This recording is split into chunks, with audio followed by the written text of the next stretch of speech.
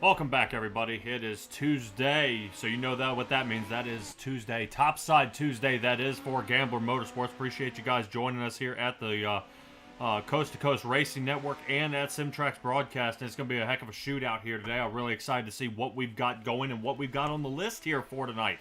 Definitely got a good couple door bangers here. Only about 9 guys here for the Midgets, but we definitely have a full plate tonight, so don't think that too much of this is getting away from us. Let's go ahead and get right to that Tim Chapman pre-race show here. What we're going to look at is these guys are starting at I-55, the Federated Auto Parts Raceway here with the Midgets. We'll have 30 laps with the feature. Of course, 2 heats to go along with that. We'll have the fixed 410s after that, going ahead into Limaland. And then after that, we're going to be, the final one will be the NASCAR Trucks at Texas Motor Speedway.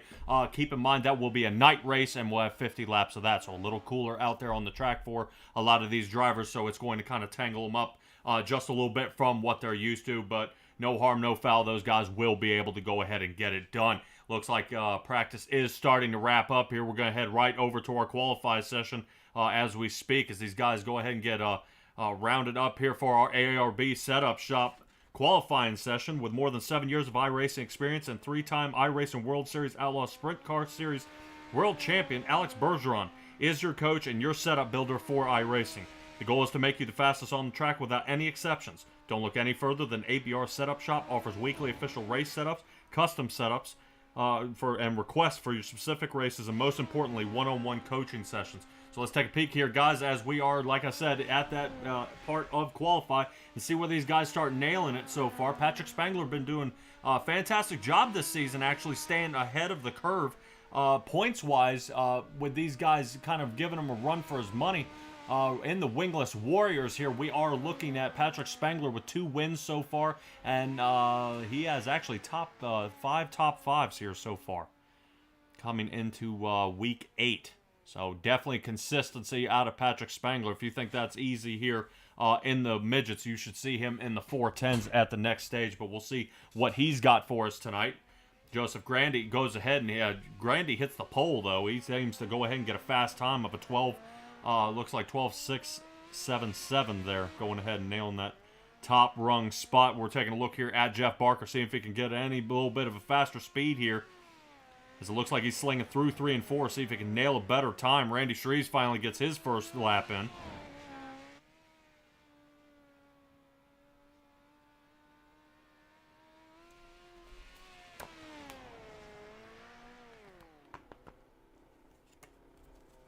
And that should do it. Jeff Barker into 8th. I don't see anybody else right now out onto the track at this point. About a minute left in qualifying, so if anybody else is looking to get out there onto the track, that is definitely going to be something they're going to want to do here pretty soon. But from what I am seeing, everybody has qualified so far, so what you're seeing is what we got. Grandy taking the pole here with Patrick Spangler in 2nd, Jack Hitt 3rd, Randy Shreves in 4th, and Brandon Dittmer landing in the 5th position. Steven Spees in 6th, Steve Maurer 7th, Jeff Barker 8th, and obviously Steven Bixler rounding out the 9th driver. These guys do kind of thin out a little bit here. That's no problem, especially here in the Coast2Coast Racing League. There's always plenty of other opportunities to race. 410s will be next, and the NASCAR starting off tonight. I don't know if you guys are just now tuning in, but keep in mind the Dirt Track Bank World Finals were last week. I was in there for Soup Night last Tuesday. In case you guys missed me, I assume you didn't, but it is going to be a not as crazy as that week. That was definitely a handful. A lot of great racers got perfect opportunities to make things happen there. I know Isaac Souse did what he does best in the 358s, and I believe Kyle Moonen kind of won the whole grand prize there right at the end. So this is immediately going to take us right to our first heat here so far. Let's go ahead and take a look what we've got here for the first heat. That is obviously going to start us out with Steve Maurer in the front, Brandon Dittmer into 2nd, Jack Hitt rolling out in 3rd, Joseph Grandy 4th, and Steven Bixler starting in the 5th position for the first heat.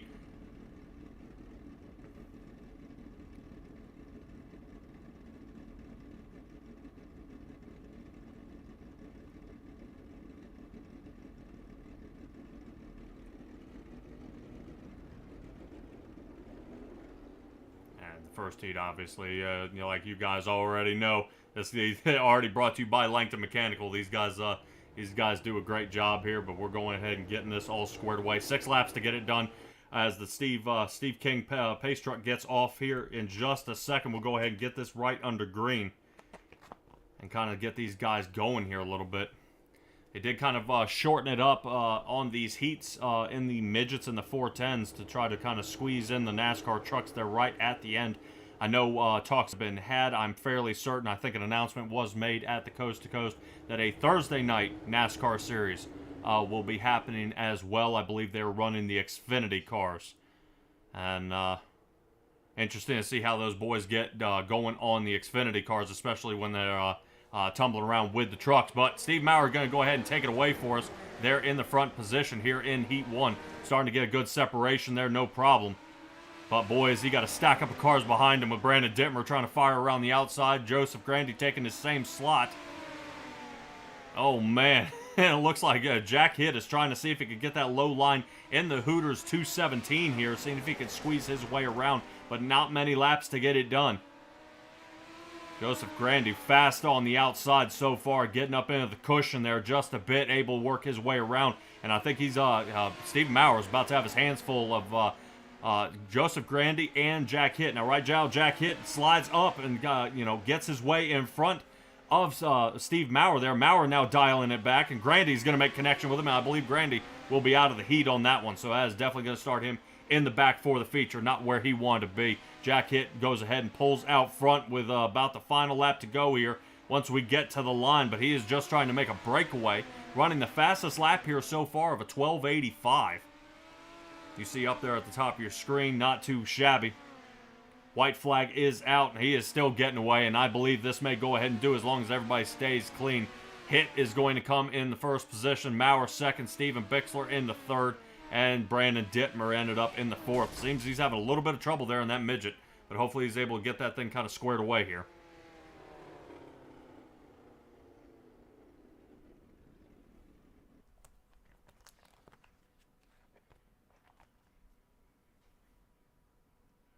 Everybody, and as it wraps up the the first heat here, final heat, I'm getting way ahead of myself.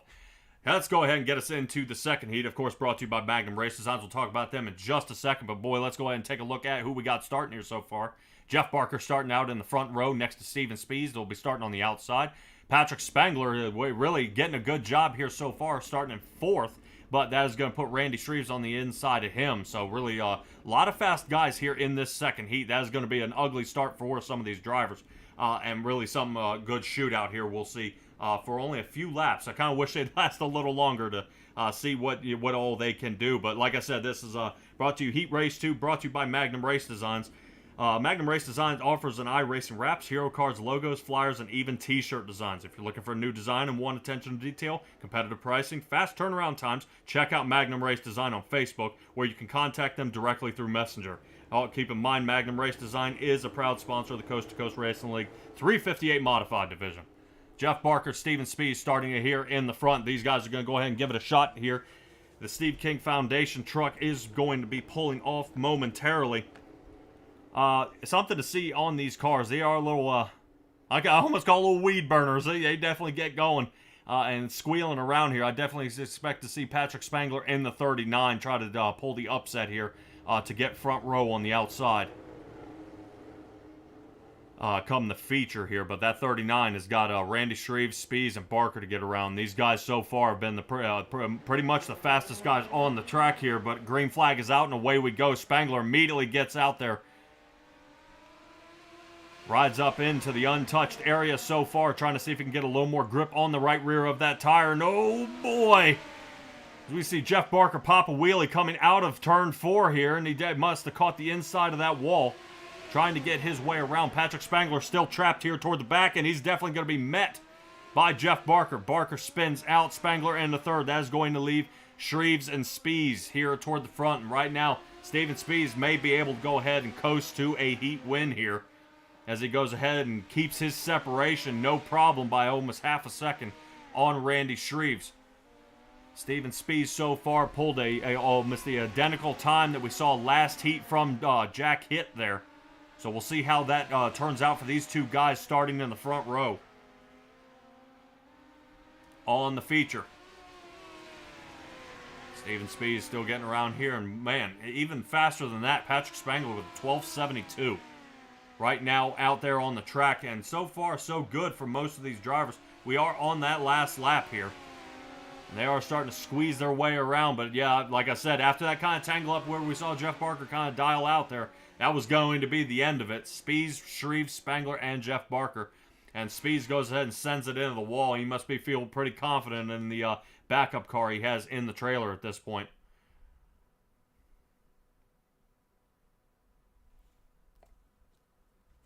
So, of course, that'll bring us here to our warm-up area. This will give these guys just a little bit more time to kind of get a good feel for these midgets, make sure they get any repairs that they had last time done and squared away here just a little bit. But about 3 minutes, and they'll kind of wind this down here just a little bit, and we'll take a peek what they have for us in the starting lineup.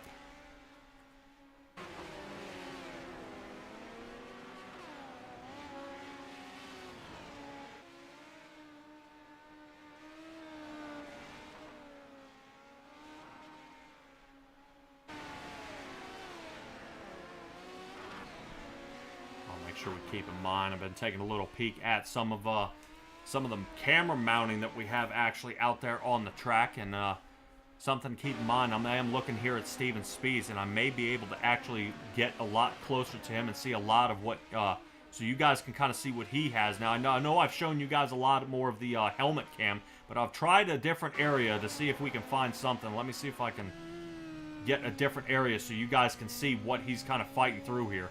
Kind of the head movement and banging around and kind of how he's setting up for these turns here. It's looking pretty good there for Steven Spees in the 55. I don't have it up on the screen, but right now he is the third fastest in the room with a 12.86 at this point.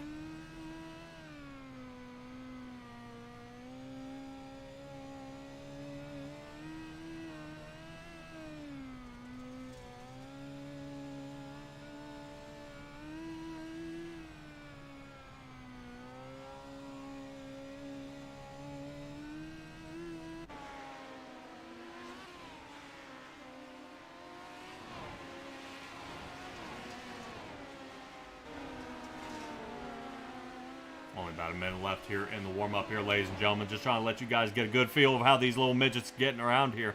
Top speed for Joseph Grandy has been exactly 100 miles an hour here in the warm-up. I will say that the fastest speed was just broken by Steven Bixler of 105. So these guys are definitely scooting around the track pretty quick here. And it definitely depends on your turn entry and exit. I mean, that's the only way you're going to get that amount of speed coming down the front and the backstretch here. Still a fantastic job by a lot of these drivers out there. Still keeping it around that 100 area. Slowest speed I've seen is about 93 miles an hour, and so it definitely kind of a back and forth maneuver here by some of these drivers. Joseph Grandy, we kind of see him upside down, unfortunately. He always seems to get a little bit of a tangle up every once in a while, but we're going to go ahead and wrap this up here, ladies and gentlemen. That's going to be the end of our warm-up.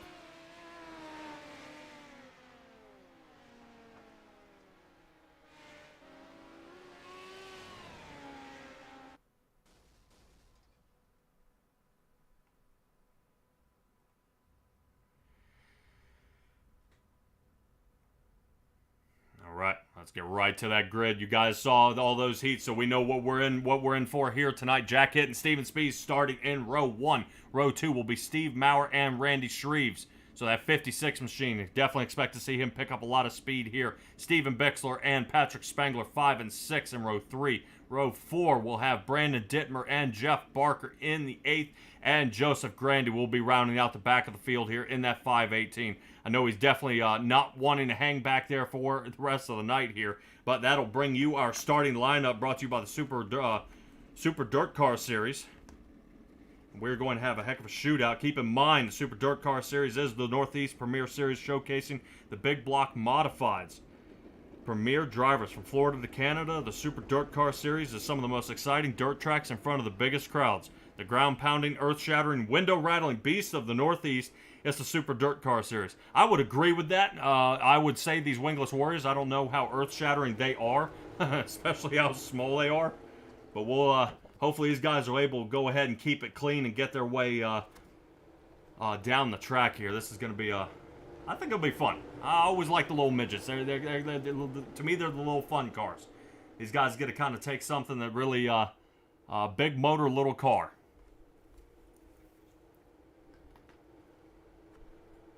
Because the driver's just about the size of that car, really kind of almost have the engine in between their legs. So, here we go. Jack Hitt and Steven Spies bringing us to the green flag. Barney going ahead and giving the wave around 430 laps. Looks like the 888 car of Steve Maurer has tangled up already and marched his way toward the back. So we're going to have to dial it back here just a little bit. Hopefully these guys are going to go ahead and, like I said, try to keep these tires on the car. I know they're having a little bit of trouble out there. Definitely tangling up so far. Right now, Patrick Spangler up one position. Brandon Dittmer right now our mover of the race. Up 3 so far, but he is got his hands full of Patrick Spangler, who's on the outside. Little check up there from Trading Paints. Make sure all of our fancy paint schemes are on the car. Brandon Dittmer still out there with the World War II airplane look there. But Jack Hitt still leading the race here so far. His fastest time on the track, Steven Spies with a 1286. Right now, rolling around in second, waiting for this track to kind of break in a little bit. Spies definitely likes a lot more slick on the track as he goes. I know he was out there during warm-ups practicing a little bit on that backup car, see if he could flatten it out just a little bit for it so it's a little more favorable for him, but it seems to be helping Jack Hitt the most, as he is now leading Spies by half a second. Right now, Patrick Spangler still toward the back. I think Barker, Maurer, and Steven Bixler have bent it. Right now, I am showing them in pit. These guys may have crashed it up just a bit. We'll take a peek at it here real quick. Let me see if I can get a Malcolm Mills mill riding replay here and see kind of what happened right at the beginning. Oh, got caught up with Grandy there. Spun him around. Yep, and flipped him on his lid. All right, let's see if we got another one here. Here's another one where Grandy's at. Let's see. Looks like a little catch right there. Grandy still survives. And that one may have been the one that took out Bixler, but boy, it really looks like Joseph Grandy having a lot of trouble here on the track. But right now, rolling in the 5th position, so solid top 5 so far, but we are under caution now. As we were getting to that, let's take a look here at Brandon Dittmer. 83 getting up into the wall. We did see this during practice and during the warm-ups. I think he's having a little trouble with the mountains that are kind of get built up there along the wall, but he lands back on his tires, and that's going to do it for him. Roll Dittmer probably to the back here. At this point in time, I am seeing Jack Hitt staying pretty safe out here on the track.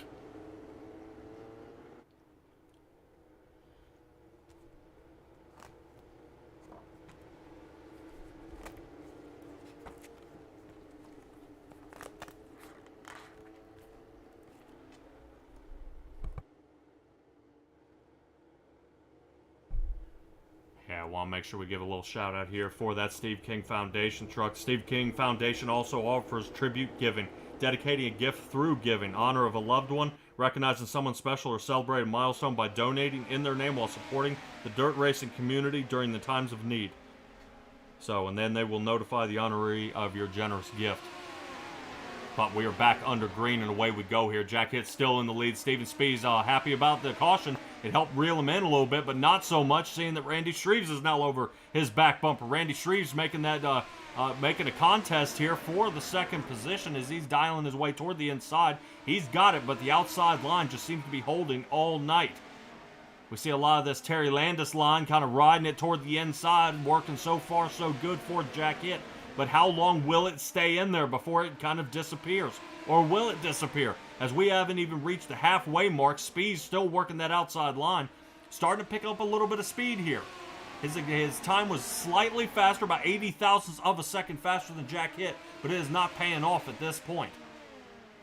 Steven Spies still the fastest on the track at this point, still trying to see if he can reel in Jack Hitt, and he might just have him here on the outside line, staying in that nice slick spot as he gets around, breaking that halfway point. So now Steven Spees has really got to turn up the heat if he wants to get around Jack Hitt here.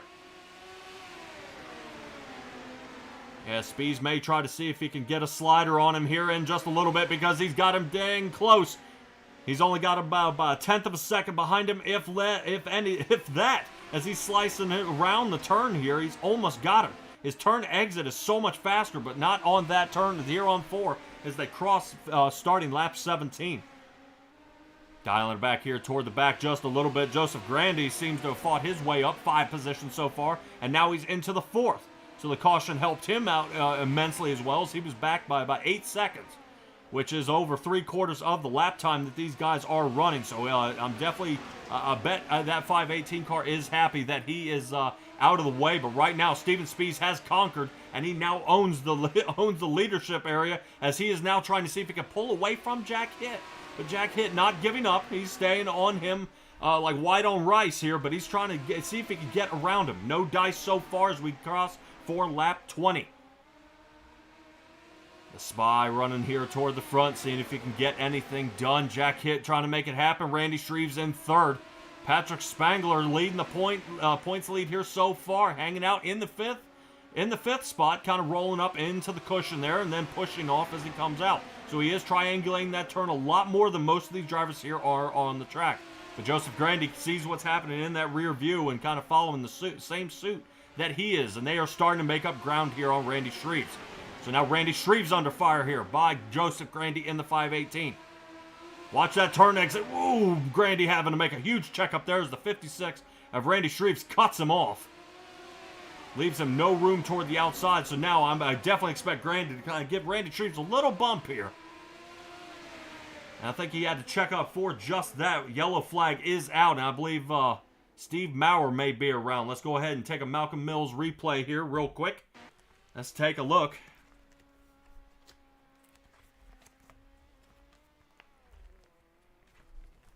Oof. There he goes. He is around. All right. Well, Steve Maurer still sitting in the 7th position at this point. That'll round out our Malcolm Mills mill riding replay. Speaking of Malcolm Mills Mill Riding, they're based in Oakland, Ontario, Canada. They are a full-service mill riding contractor featuring custom welding, fabricating, and servicing industrial clients. Look them up on millriding.com or Malcolm Mills Mill Riding on Facebook. That's the easiest way you can find them. If you ask me, definitely want to check out their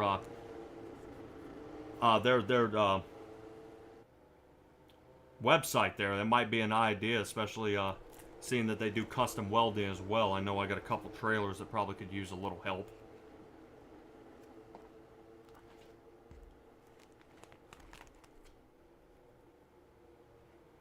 But our pace truck is going to go ahead and pull off here in just a moment. I believe this will probably be his last turn, and we'll get this back under green. Probably about a 5-lap shootout here for these guys to get back underway. Right now, Steven Spees, there he goes. He is definitely just absolutely causing an accordion here toward the back. And Joseph Grandy got the worst of it. Yeah, I think he has broken the front toe link for Joseph Grandy on that restart here. That is going to bring our next caution. Yeah, definitely not a happy 518 at this point. Let's go ahead and roll it back. Let's take a look. It was on this restart. It looked like Spees tried to back it up a little bit. Right there, everybody thought 4 tires off. Everybody was ready to go except Spees, which was, from the outside and a racer's point of view, that was perfect. That is exactly what Spees needed to do to make it happen. Everybody goes on the leader. It is at his discretion when to take off. And I think just the rest of the line expected him to take off on that restart. Spees said absolutely not. I've got to figure out how to get separation. Because right now, Jack Hitt is on a tear. He's trying to see if he can reel him back in. But just not enough juice there on that one. I think everybody will have their eyes open and ready for this next restart. Yeah, I can't blame him at all. I've been up front, and you know you're not... I would say, you know, me, I know I'm not the fastest car, but I've got to figure out how to get that edge, especially on a restart. Now, he didn't accelerate and then stop. He just didn't accelerate at all.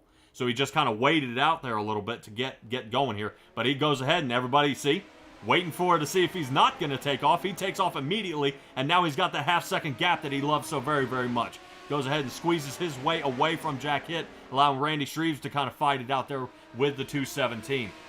So Steven Spees going ahead and getting that fancy separation that he loves so much. But Jack Hitt staying down toward the bottom, and Randy Shreves trying to see if he can find any sort of pace there toward the top rung.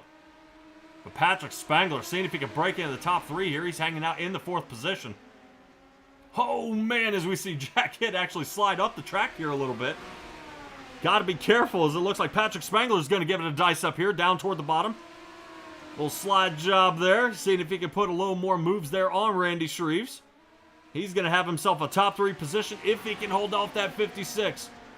But Randy Shreves is known to be tough, and he will continue to battle here. Right now, he's beat him at the line, but the white flag is out. This is the lap that counts, so hopefully these guys don't connect in a way that is detrimental to either one of them here. Patrick Spangler hard into that turn. Does he carry enough speed on the way out? Oh, man. Randy Shreves savagely sends the car and flips it. Wow. 0.16 of a second. Randy Shreves just barely missed him by.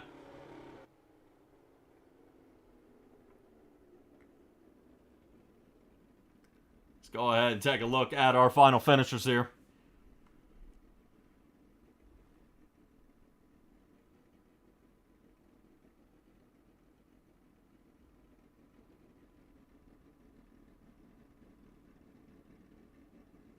So far, I've got Patrick Spangler looking for Jack Hitt and looking for Steven Spees. Got Spees. Where's Jack Hitt? Where are you, buddy?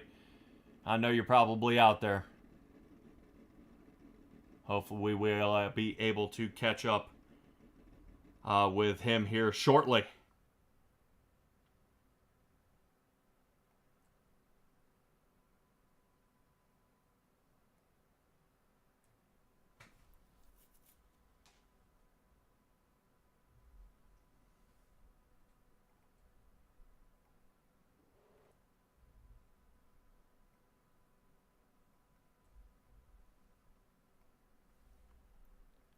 All right, let's go ahead and get it done.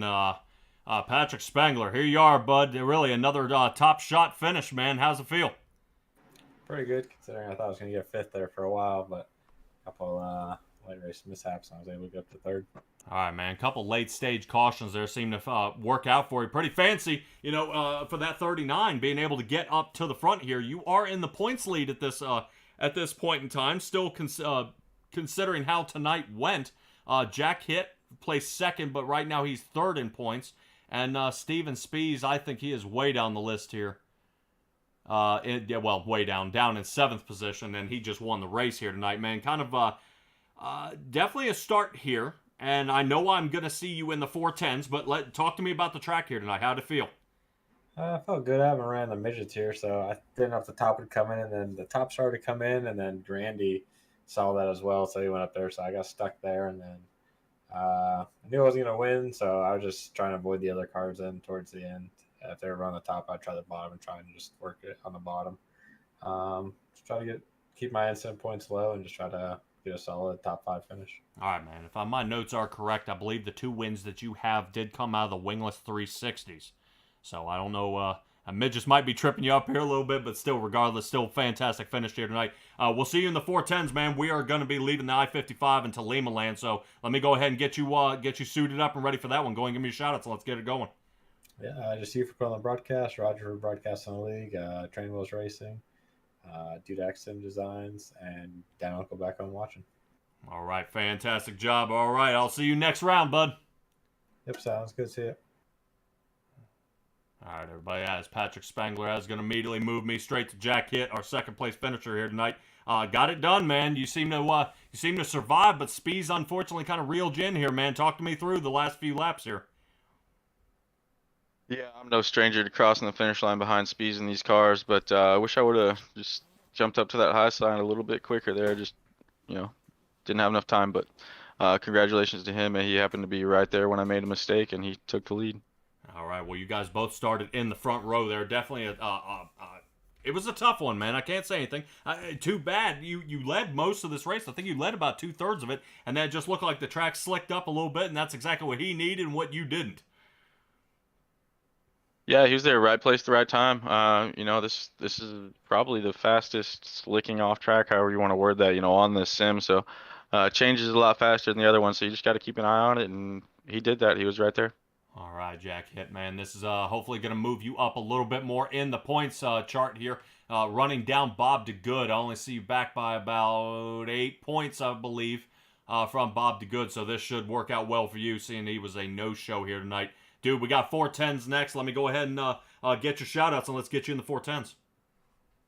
Yeah, just shout out to you for on the broadcast, everybody behind the league that keeps this thing going. Shout out to everyone that shows up to these things. Pretty small car count, so hopefully we can get that back up. And I'm gonna skip the 410s, but you'll probably see me in the trucks. Oh, dude, I just looked at the points. You've been skipping the 410s. Why? It's bedtime, man. I got a little one. Oh, okay. Put the kid to bed, and then you're back for the trucks. I love it, bud. All right, great job tonight, man. I'll catch up with you in the trucks. Appreciate it. All right, everybody. That is Jack Hit there. I'm gonna roll it back here just a little bit, get a little better angle here of Steven Spees, rocking his way through the rest of this race here as he brings us to Cool Ray Victory Lane. Cool Ray is proud of their reputation of providing excellent cooling, heating, and plumbing electrical services to homeowners and businesses in Georgia. Keep in mind, I also did see an update. They are now in the Nashville, Tennessee area. So always keep an eye out for Cool Ray. Their mission is to continue to build long-lasting relationships with their customers through winning spirit and commitment. 100% satisfaction guaranteed. Steven Spees, here you are, man. Back in the winner's booth here with me, bud. Fantastic to see you here. Talk to me about the race here tonight. Yeah, not many cars, but felt like we had a pretty good race. Good show, and just spent the first half or 20 laps or something just trying to chase Jack down, which was fun. Finally found a line that worked and found a way around, and then it makes it a lot easier once you're out front on restarts. You get a tenth or two advantage getting to jump whenever you want to go, and everybody has to play chase. So I just kind of stuck to the line there at the end. Somebody, I think it was Jack, was in second, right? Sounds like it looked like he found the top. I was looking at lap times while I was waiting, and if we'd had some more laps, it might have been interesting. He probably would have zipped around me, and then we'd had to play slide jobs or something. But never going to complain about winning. It's where we want to be. So good race for me. All right, man. Starting in 7th place here. This will definitely move you up the chart here so far. I do want to talk to you on that one restart that unfortunately took Mr. Joseph Grandy out in the 518. I'm going to assume you didn't miss a gear, and you were allowed to take off whenever you want as the leader. 4 tires off, you're allowed to go, but you didn't go. And I think everybody else expected you to go. Was that planned? I mean, there's a little bit of gamesmanship there. And here's the secret. Hopefully nobody's listening. If you start up high and kind of cut down low, I think it does it at this track, and it does the same thing at Limaland. Whenever you cut down that track, but you're keeping your same speed, there's something with iRacing that makes it look like you go, and guys just miss it, and they start to take off thinking that you've gone, even though your mile per hour hasn't changed a bit. So, you'd find out the little tips and tricks, and some of those things work to your advantage sometimes. Hate to see somebody get taken out with it, but, everybody's just got to be patient and wait until you really go. Yeah. Now, I did go back and look at that replay to make sure it wasn't a, you accelerated and then let off situation. It was not. You maintained speed. The pace car came off, and it looked like you were waiting. You were giving it a second, I guess, to let everybody bunch up and take off. I've done it before. Trust me. Sometimes even when 4 tires are off, I slam it to the floor and try to get that half second, but it would seem to work out and just kind of tangle up Joseph Grandy. After that restart, you took off no problem. But Steven Spees, fantastic job here tonight, bud. Great job winning the race. We're going to see what you have for us next week. That is going to be another one, I believe, as well. Let me take a little quick peek here. I believe we are at Port Royal in the Wingless 360. So, man, I'm going to see you in the 410s, though, aren't I? I don't know. If it's got a wing on it, I'm kind of 50-50. So we'll see what's going on tonight. All right, bud. Well, let's see if you want to get locked and loaded for that one, and go ahead and give me a shout outs, bud. I gotta get ready for the 410s. Yeah, just always like to shout out everybody that participates and helps keep the league going, especially the guys that come and support this class. I think we've got a good little group that puts on good shows and good racing. And just one more quick thing. I think if you think back to Limaland, we had a similar incident to tonight where I was out front and rolled down the hill, and my good friend John Hine was behind me and thought I went even though I hadn't moved. So like I said, there's something at these two tracks that just gets those guys. So everybody put that in your bag of tricks. All right, well, they're definitely going to now use that against you, bud. But Steven Spees, great win tonight, bud. I'll catch up with you later. Sounds good. Thanks. All righty, everybody. That's Steven Spees. And speaking of catching up with him later, I'll be catching up with you guys later. 410s are up next. We got to go ahead and get them, chase them down. We'll be at Limaland there. 30 laps in the 410. So we saw the little weed burners here tonight. Now let's go to the big boys with a whole lot more speed and see what they have for us. But we'll be right back after our commercial break.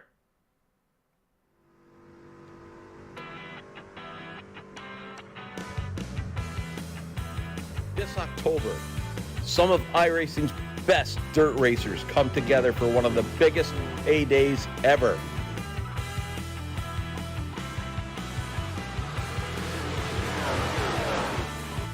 All dirt roads lead to Charlotte and the Dirt Track Bank World Finals, presented by the Dirt Alliance.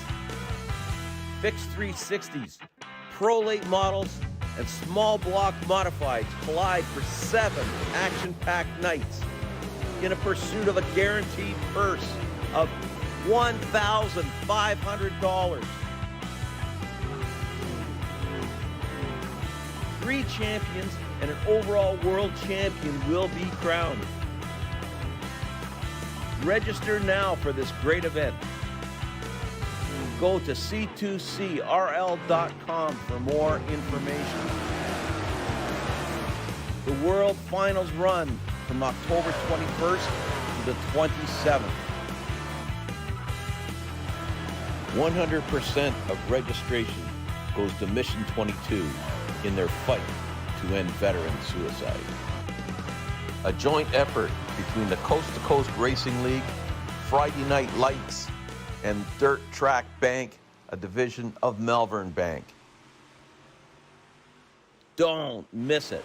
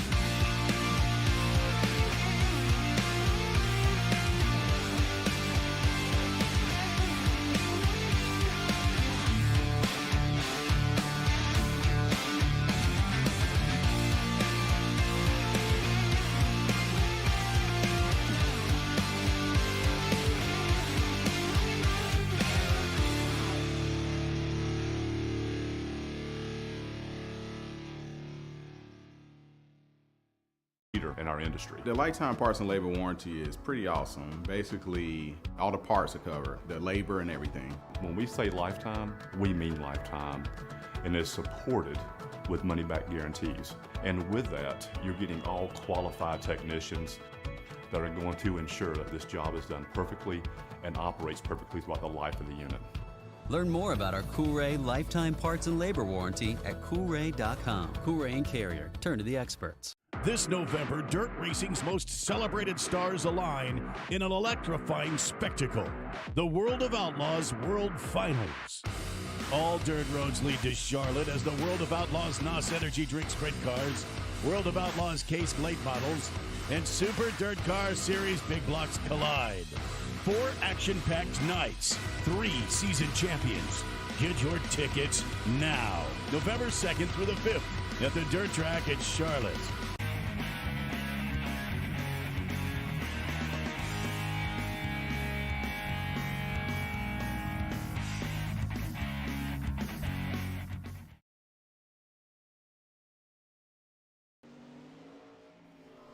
Everybody, we are back. We're going to let these guys practice just a little bit longer here. Go ahead and make sure they get everything squared away for the 410 division. Awesome to see what these guys can do. I want to have a little chat with you about the standings here. Brought to you all about tie-dye. Located in Liberty, Missouri, All About Tie-Dye is the official tie-dye of the Coast to Coast Racing League. Right now, Patrick Spangler is in the lead of the 410s here with 463 points, and Randy Shreves in second with 427. Definitely a lot of separation between those guys at this point. Patrick Spangler with 4 wins. So far, Randy Shreves has over 5 top fives here so far. So every race here for a little while, out of those 6, he has placed in the top 5. One of them he may have had he had a bad night. I believe that was Charlotte. So definitely a tumble up for the 56 of Randy Shreves. He is out there on the track as well as Patrick Spangler. I'm showing Joseph Grandy out here as well. He had a little bit of trouble there in the midgets. Hopefully it turns around for him as well here in the 410s. He is in 6th place in the standings there. And Dan McLaren, we're taking a little peek at him out there on the track right now. He is actually, I believe, the points leader in the NASCAR series. To see what he can do. As I say that, little quick check here, since Dan McLaren missed last race, Bob Light has taken the lead for that pickup cup. So Dan McLaren with 3 wins there, Bob Light with 2.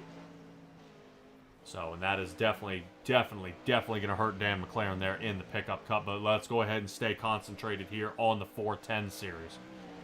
We'll see what, if he can kind of turn this one around here a little bit.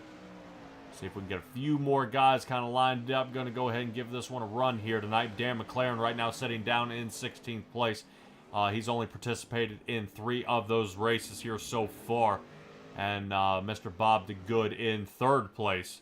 He is out here on the track as well. So a lot of good drivers here showing up to really put on a great show for you guys and the Coast to Coast Racing League.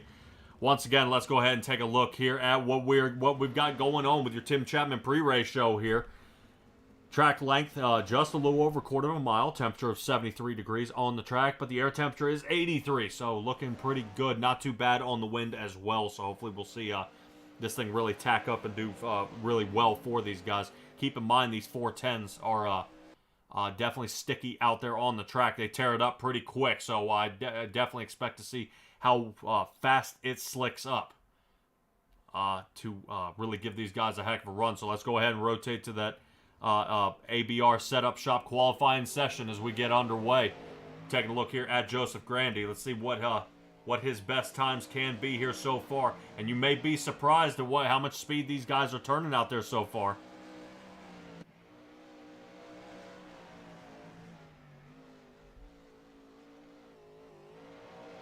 There we go. Joseph Grandy with a 10.374.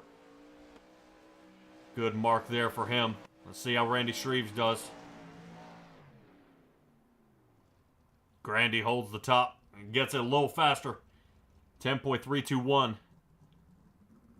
Let's see if Bob DeGood's got anything for him here. DeGood in 3rd. Dan McLaren's out now. See if that 88 machine, like I said, you just see how fast they go and how fast they tear this track up. So it won't be long before we'll have actually probably 2 grooves here down toward the tires, which they've got to be very, very careful not to hit. And McLaren goes ahead and nails himself a second place start. Let's go ahead and rotate to Jeff Barker here. See how his car handles up here at Limaland. There we go. Come on, Jeff. What has he got for us? All right, 5th. See if he's got a little better.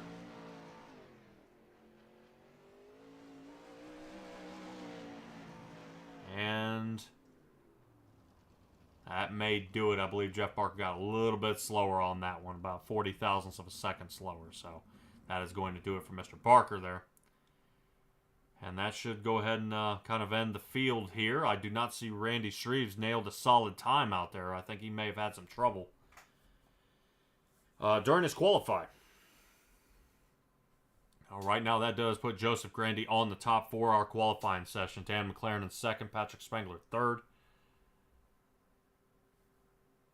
Very, very close times. Very close times.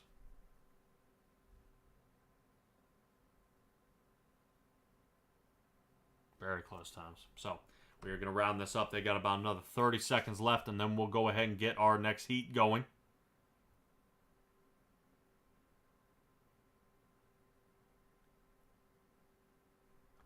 And we'll be able to go ahead and get this one underway. I'm pretty excited to see how the 410s go ahead and hold up here tonight, especially here at Limaland. I believe they've been here once before. Super fast and really very, very, very little room for error. These guys got to be very, very careful where they end up here.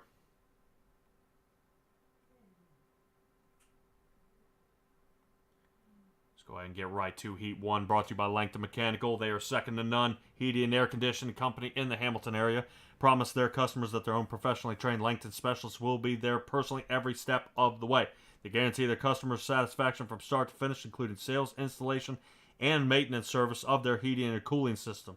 Every equipment sale, installation, and maintenance service they call is backed 100% by Langton Mechanical. Right to the grid here. Randy Shreves starting us off in the front row. Hopefully he can stay up there. Jeff Barker in 2nd, Patrick Spengler 3rd, and Joseph Grandy in 4th. Patrick Spengler looking to kind of turn this around, stay in the points charge here tonight.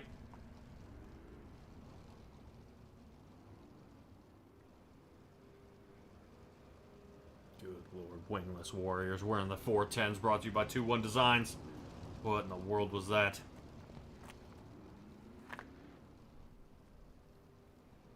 Randy Shreves 56, Jeff Barker 513.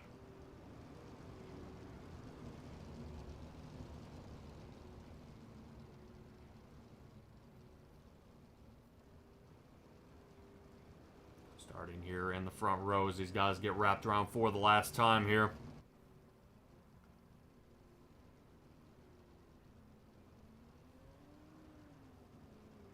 See what they got for us. Only 6 laps to get it done. Away we go. Randy Shreves falls way back. Looks like he almost missed a shift here. But he regathers it and he's rotating his way back up toward the front. Jeff Barker hanging out in 2nd. Joseph Grandy getting that lead he's been looking for all night. Bet you he'd like to have this in the feature, so hopefully this will start him on the front row inside. So it'll be really good opportunity for him. But Patrick Spengler, let's see how he goes ahead and see if this 39 machine can really open it up here. I don't think he'll have enough time, and with as much tack as on this track at this point, not yet. Not yet. I think really we'll see Patrick Spengler's time to shine there toward the back. Not too many entrants here in the 410s right now. If you guys are looking to race with the Coast to Coast Racing League, don't forget to check it out at c2crl.com. Guys, we have over 20 divisions out there 7 days a week, and almost every one of them is broadcasted here. Go ahead and come out here and see what you can do out here in the dirt. But we're watching Patrick Spengler hammer the wall there. White flag is out so far, but Joseph Grandy's going to go ahead and take away the heat win. Jeff Barker 2nd, Patrick Spengler in 3rd, and I think Randy Shreves is going to dial it back here into the 4th position.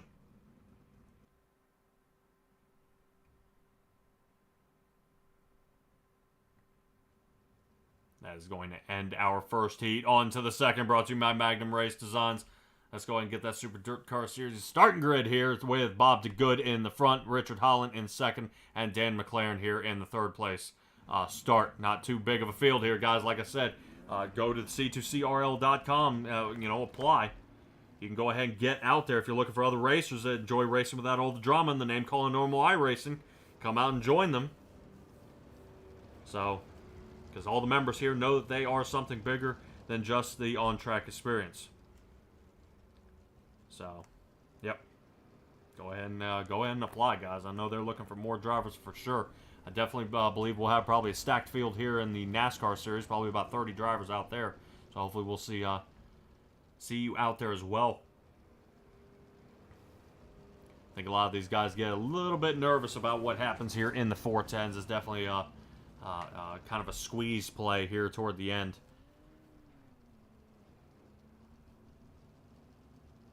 They even have road courses. I think they got all sorts of dirt and everything else, and they'll be able to go ahead and get this, kind of pick your favorite car, pick what you're really good at. I know Marty does a great job on, I know he's there Mondays and Thursdays.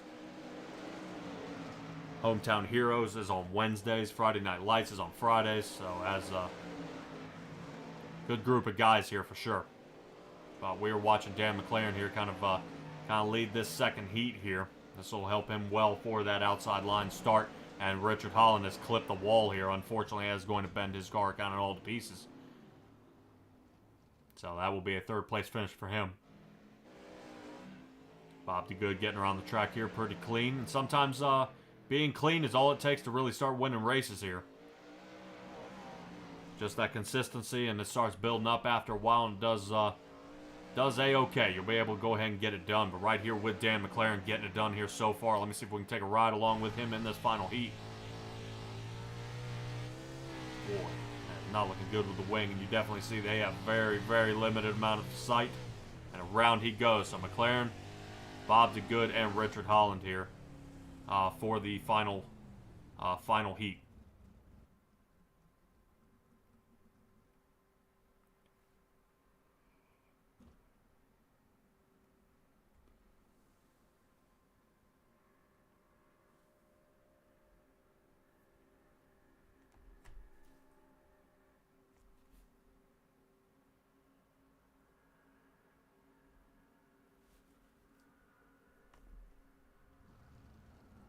These guys are getting loaded up for that for the 3-minute flatline racing body intermission.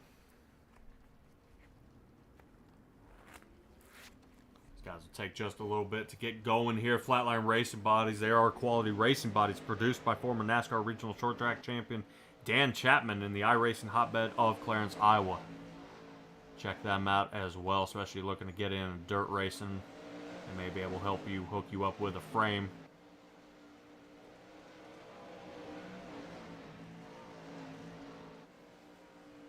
See a couple of these drivers kind of clipping the wall. That may be something useful for them.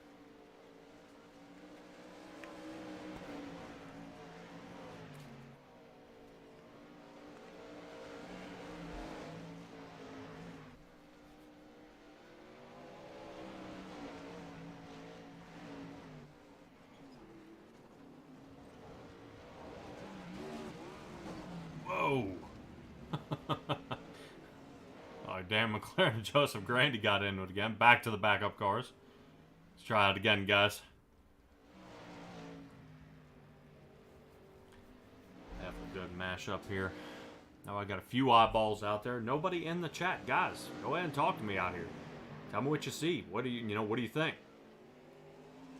Is Patrick Spangler kind of from mid back of the pack? Has he got a chance of winning this? Is he going to retain the points lead after this race? Man, I know he's got a pretty sizable lead advantage here, but he's gonna definitely have his work cut out for him for the rest of the race.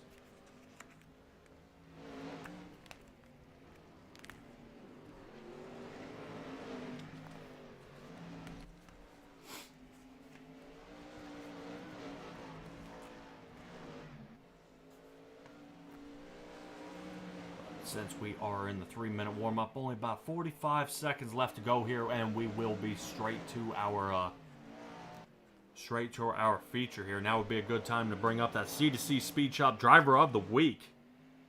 C2C Speed Shop, this is where iRacing meets the real racing. There's much to see, so check out the neat apparel and gifts at the Coast to Coast Racing League and our partners. And that's something else you can find at c2crl.com. Driver of the Week. We missed that lap 7 there because it was the dirt track bank. So that brings us to week 6, who was Jeff Sharp for week 6. He started P24 in last week's Rebels race and drove all the way to P9, passing 19 cars. So excellent job by him, especially racing in the Rebels. That'll be another Monday night series with Marty Zakala.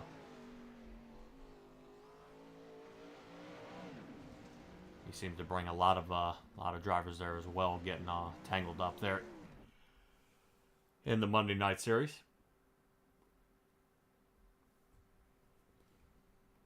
But that's Monday, and this is Tuesday, and this is the Gambler Motorsports Topside Tuesday. We're going to go ahead and get it started here with Joseph Grandy in the front.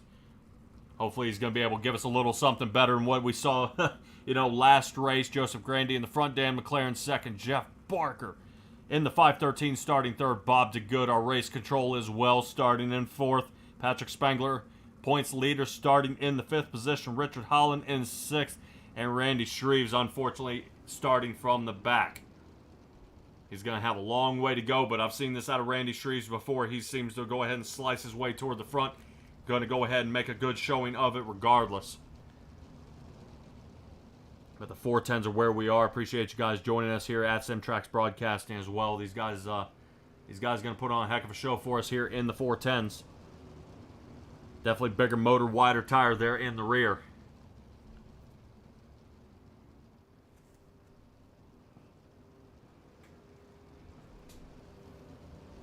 Pace car's about to head off here momentarily. And Barney in the flag stand getting ready to wear out his shoulder here. Hopefully this will be the only time he flies this flag. I would love to see 30 green laps. And Joseph Grandy going to go ahead and start the first one for us here. Dan McLaren up into the cushion really fast. But boy, he is all over Joseph Grandy there. Does he dive in a little too deep? I think so. He might have gotten a huge dirt clod there as he took a hard turn right behind Joseph Grandy. Riding behind these cars, that dirt starts to build up on the mask of your car very, very fast. But it looks like Bob DeGood is around. No caution. He's going to go ahead and head off of the track at this point. Dan McLaren still out front. Fastest time set so far by Joseph Grandy with a 10.90. And that just got broken with Dan McLaren with a 10.87. So these two guys up in the front are making it happen. But Patrick Spangler working down toward the bottom of Jeff Barker in the 513. Keegan Miller out there. Is this iRacing? Yes, it is. iRacing does everything from road courses, dirt track, even trophy trucks off dirt, NASCAR Oval. They do it all. Yes, this is iRacing, but this is the Coast to Coast Racing League on iRacing. So if you're looking to sign up and kind of run with these guys, man, don't hesitate, but away we go here. Patrick Spangler, slide job there toward the bottom, but doesn't hold. As Jeff Barker crosses him up, stays toward the low line. Patrick Spangler, I guess, getting tired of riding behind him there. Goes ahead and slices his way through. Joseph Grandy just barely ahead of Dan McLaren here. By about a quarter of a second. And Dan McLaren catches the wall, and he is around. That is going to bring out a first caution here.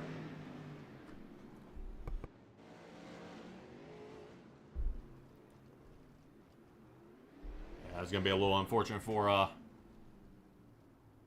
Dan McLaren. Hopefully that car is not broken.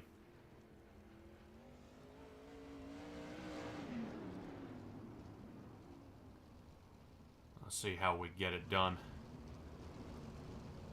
Out there, Keegan Miller. Everyone should try the new game of World Outlaws racing game. I know, heard a lot of these guys are trying it as well.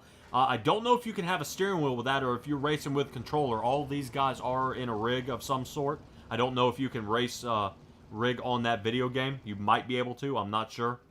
But they do say it is kind of comparable here. I just know after any kind of NASCAR Heat 4 that I kind of raced out there. You get about 3 laps in if you can make it to turn 1 without everybody kind of taking you out there. But I think our own Dylan Westbrook out there, he he's in that racing as well. You can use it with a steering wheel. Okay, cool. Yeah, I didn't know if you can use it as a controller. Good to know. Uh-oh. Dan McLaren looks like he's trying to get off the track there. So now Joseph Grandy, oh man, gets caught in the Himalayas toward the top. Massive, huge dirt clod caught the right front of his car. And now he is dialed back from the lead into now the third, fourth position. And now he's going to have to see if he can run down Patrick Spangler. But Patrick Spangler leading in points, and there's a reason why. That number 39 is getting it done.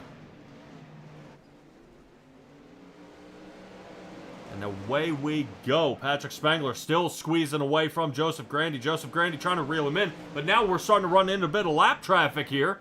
Patrick Spangler kind of watching that 88 machine. But it looks like Dan McLaren is holding his own. He's seeming to stay out of the way. He is down by a lap, unfortunately. A solid caution for him may help kind of get him out of the line of fire here. Previously in second place, Dan McLaren now hanging out in sixth, a lap down. Still trying to go ahead and put some points on the board. But away we go. Patrick Spangler still hanging out into the front as we break past the halfway point. Still fantastic out of him so far here tonight. Like I said, Patrick Spangler with 4 wins, looking for that 5th. And he is now starting to put the distance 3/4 of a second off of Joseph Grandy. Here we go. Keegan Miller, appreciate it, bud. Commentary, yeah, I'll try to do my best out here, bud. I'd like to see these races get a little bit fatter. You know, get a few more drivers out here to really give us a few good battles out here. Especially ones like Randy Shreves and Jeff Barker. These two guys are starting to kind of push each other to the limit there a little bit. Randy Shreves, remember what I said, just kind of waits his turn and works his way toward the top. Has now broken into the top 3 now, up 4 positions. It's just as many as Patrick Spangler. But I know Randy Shreves wants more, but Randy Shreves has got almost a 2-second gap to catch up to Joseph Grandy in the 518. So we're going to see what all he can do to see if he has enough to fight his way back toward the front. Joseph Grandy trying to see a different line here as he's shaved off about 1/4 of a second there. Not too bad. And away he goes. All my social media. Check me out on Facebook. I've got a YouTube page. Yeah, check me out on Facebook. I think I'm on there at Simtrax Broadcasting, man. You should be able to find me out there on the social media. I think you can share to my page. I'm fairly certain I can as we come up here on lap 24. Patrick Spangler still leading it. He's doing A-OK so far. They get it going around here. No problem from him so far. Dan McLaren, I mean, give a hats off to Dan McLaren right now in the 88. Kind of staying out of the way. He's racing his own race, but I don't know if he's getting ready to get in the way now. Just as soon as I say that, Patrick Spangler really ripping around the track, and around he goes. So that is now going to put Dan McLaren down by 2 laps. I think Dan McLaren may check out of this one here. Yep, I think he checked out. I think he knows, oh man, that may be it for me. So let's go ahead and dial it on out. Lap 27 in the books here. Patrick Spangler really putting on the pressure. 1.5 seconds away. Let's rotate back here to Richard Holland. See if he's got anything for Jeff Barker there in the 4th position. Not so much. Oh no, a late rotation there by Richard Holland. And now he's going to be kind of seeing red at this point. He's going to hate himself for that move, unfortunately. Now he's going to really be looking at Jeff Barker kind of pull away from him at this point. Ladies and gentlemen, the white flag is out. Patrick Spangler is still leading the race. Joseph Grandy in 2nd. And I think this might just wrap it up. Everybody's pretty spread apart here. Unless we have a way, way late problem. But Patrick Spangler brings home the win here. No issues out of his car so far. 39 machine collects his 5th win. I can't wait to talk to him. Randy Shreves gets a top 3 here. He's 2nd in points, so now he's trying to hold Patrick Spangler away, but you got to wait for that 410 of his to cool down, because I think they're definitely going to be pulling that 39 into race control and figure out what in the world is underneath the hood of that car.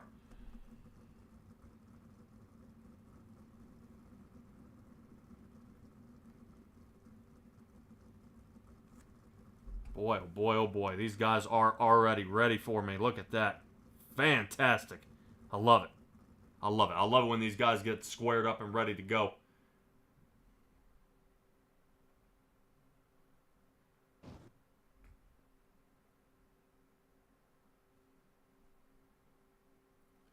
Don't forget, you guys, you can follow me. Like I said, Patrick Morrison here in the booth for Simtrax Broadcasting. If you're looking for my handle out there on Facebook as well. That way you can send me that thing you got there, Keegan Miller. I'm interested to see what you got there, bud. But let's go ahead and have a chat with our third place finisher here, Randy Shreves. Let's have a chat with Randy Shreves. Come on. Here we go. Randy Shreves. You got a copy? Yeah, I got you, Patrick. All right, bud, dude. Second in points here. Another top five finish. Top 3 for you here tonight, dude. How was the track coming in for you?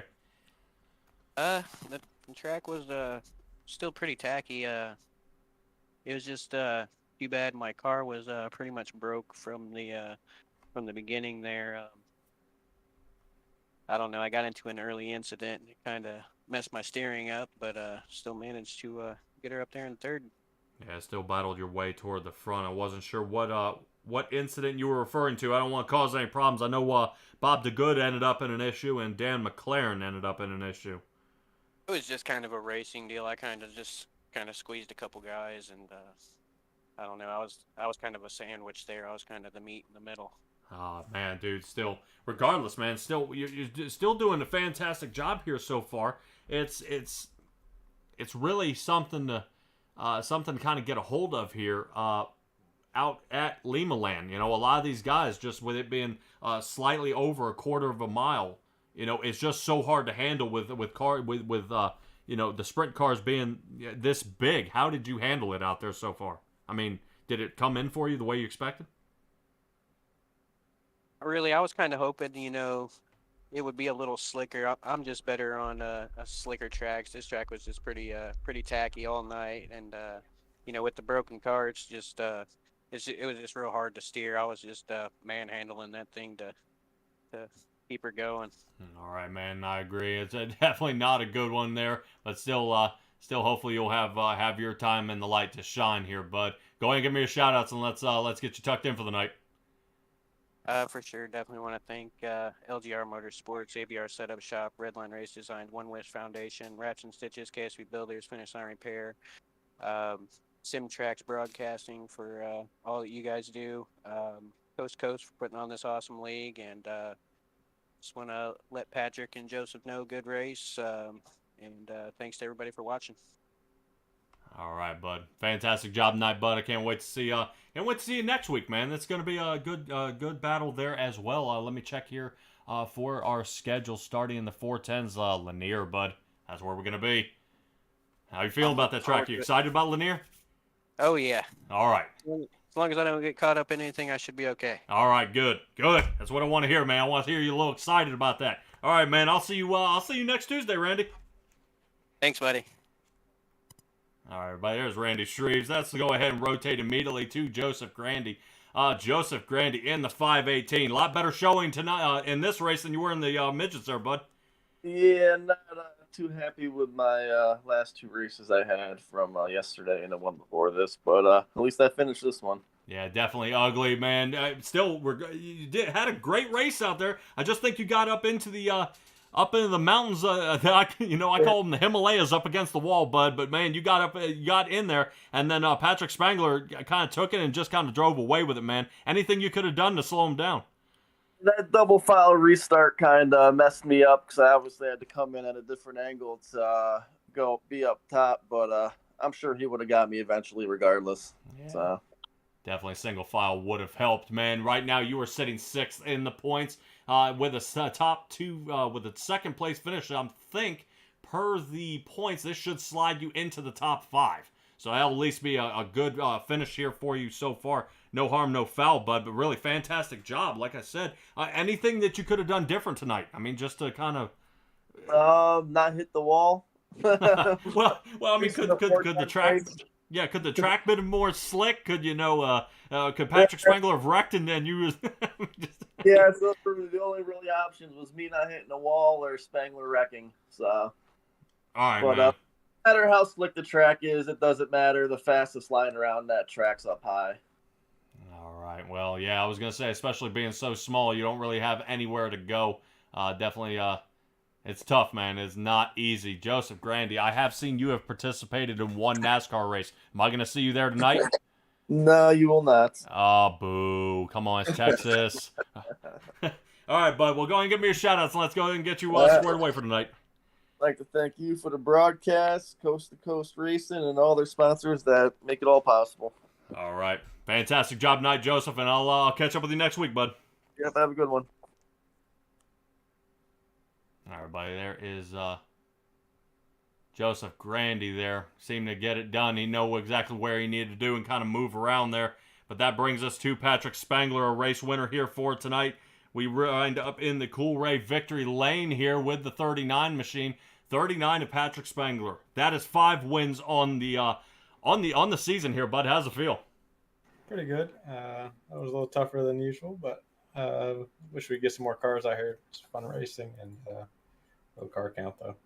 Yeah, I agree. I would love to see somewhere around that 18 to 22 mark. That would be fantastic. I'd like to see a couple other guys out here really be able to put the moves on you and see if they can do anything to you, because at this point you seem untouchable. Yeah, Grandy, that's a tough track to race on when it's that tacky, because you can't. It's just one lane around the top. So I was just gonna ride behind Grandy till he made a mistake and just happened to make it in that first turn after the restart. And then Dan McLaren's running fast too after he went and got that quick repair. Couldn't catch him for a while, so it was fun. Even though there's only 7 cars. All right, man. Well, Lanier is next Tuesday. How confident are you feeling with that track? Pretty confident. It's top dominant, unless we get a bunch of cars in the bottom will come in. So hopefully we get some cars come in next week and a little bit better track than Limaland. So hopefully see you next week, same place.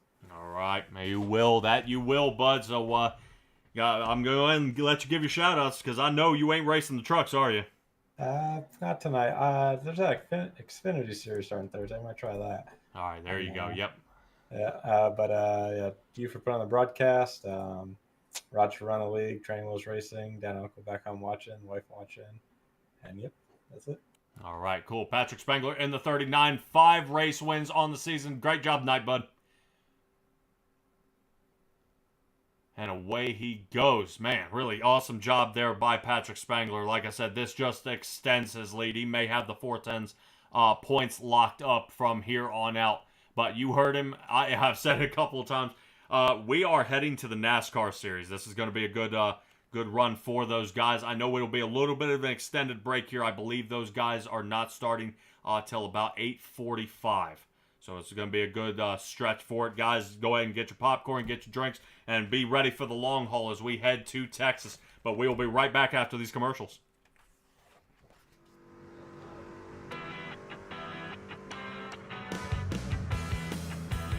This October, some of iRacing's best dirt racers come together for one of the biggest A-days ever.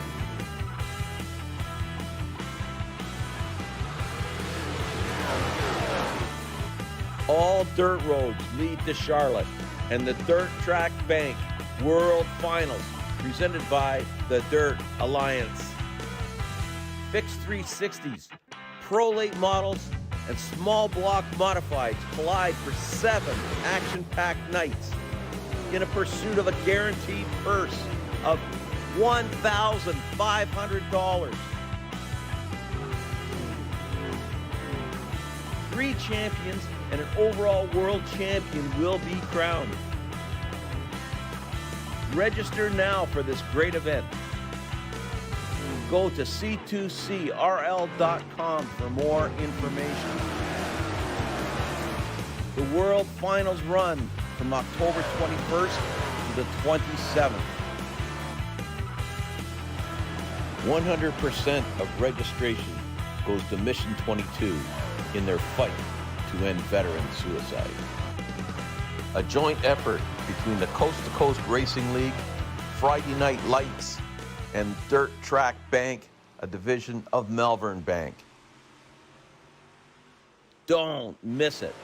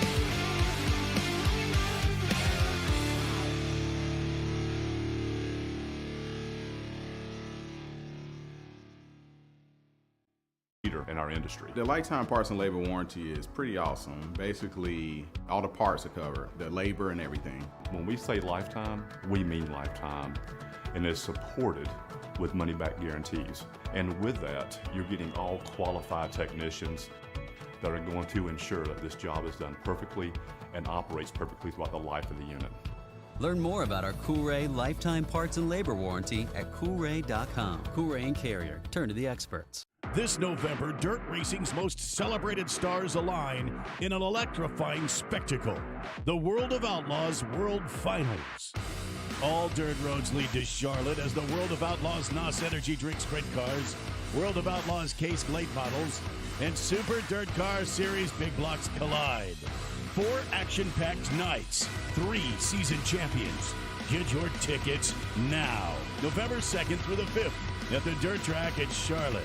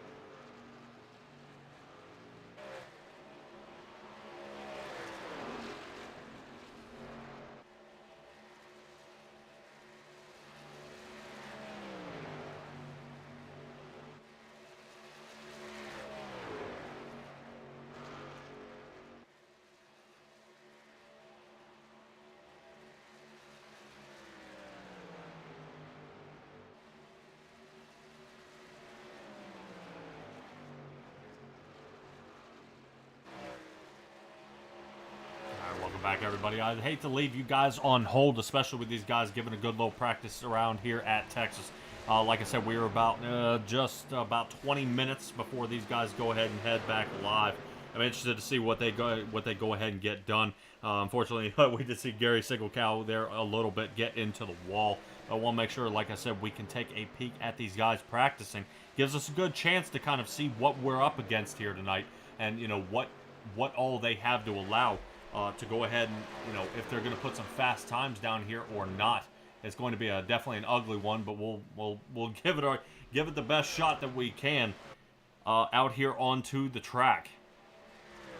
Definitely got a lot of fast leaders here so far. No Bob Light, especially being one of our fastest drivers out there with 2 wins on the year so far. One less, actually, than Mr. Dan McLaren in the number 88 machine.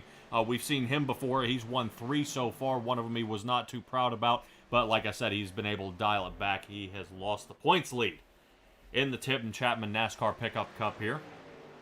And that is now bowed out to Bob Light, which then put Timothy Chapman into the 3rd position, Andrew Smith into 4th, and Neil Strausser 5th. No, it's been a little bit since the last NASCAR run. Bob Light did win that one. And Zach Chapman came 2nd. Steven Goldner came 3rd. So definitely spread out from some of that track there. Where those guys ended up, but this is that's only after 6 races. We are now heading actually into the 7th one. This is week 8, race 7. Dirt Track Bank was last week, so these guys got a little bit of a break here, so they'll have another chance to go ahead and squeeze, hopefully squeeze out another race win to kind of add to it. Let's take a little look here how everybody else is driving out there so far, what we've got for our best times and everything else, and kind of what we have stacked up for us tonight. Right now, we're seeing Dwayne Simons here in the 25 Toyota with almost a 30-second flat time. I mean, that is blazing speed here, especially in the trucks. They definitely want to let loose there on the turn exit. They do not want to rotate, but he has figured out how to make it happen there in the 025.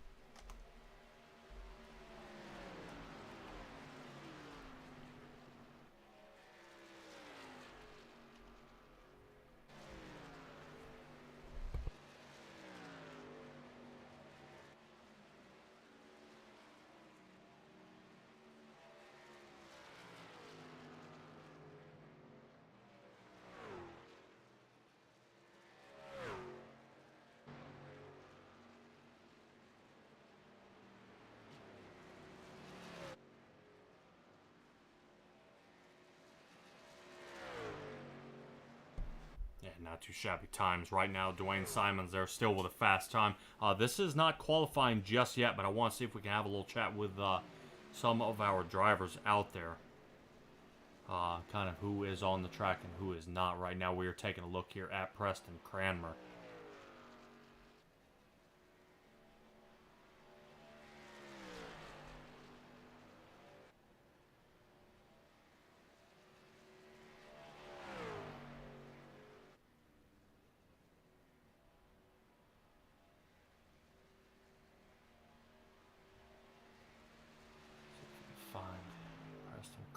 See how he's doing.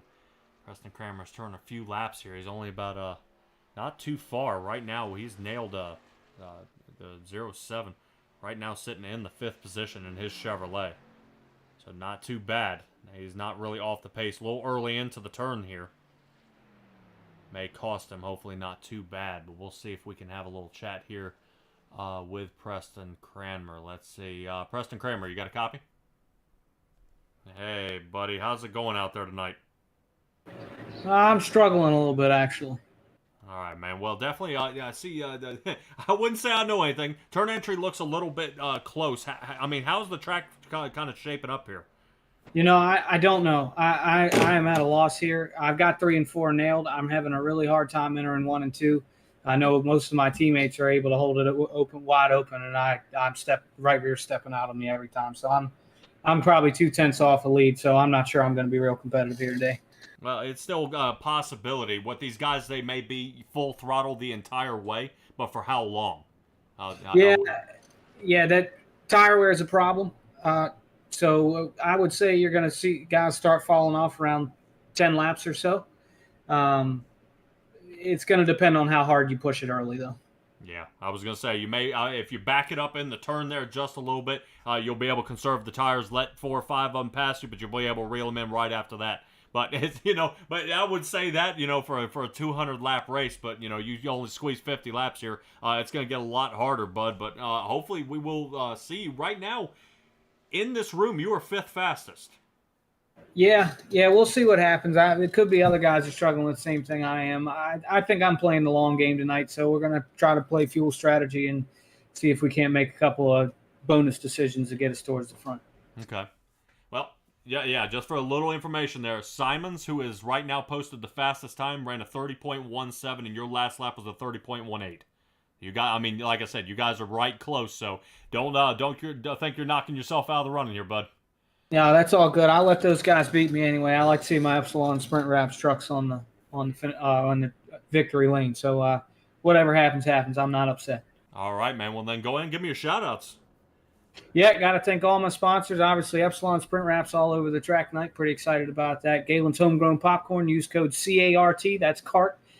Check out at galenspopcorn.com for 15% off. Got to thank Malcolm's Mills Mill Riding, Kreitz Oval Track Parts, all those guys. Great support for us. And all my drivers over at Kreitz Sim Racing and Epsilon Sprint Wraps Racing. Got a bunch of them on the track tonight. So, all righty. Preston Kramer and the 07 Chevrolet. Good luck to you, bud. Thanks. Appreciate it. All right, buddy, that is Preston Kramer there. Hopefully he seems a little downhearted about and unsure about getting out there on the track and staying alive. Right now, I see a pit party kind of happening right now. Everybody kind of clumping up and getting their way around, taking a little look here at Robert Lynch here toward the back of the pack. He'll have to fight his way toward the front as we got cars skidding around. Oh, boy, I hope this is not where we're going to see the rest of the race. I think that is Dan McLaren kind of ricocheting off the wall there as well. Good Lord.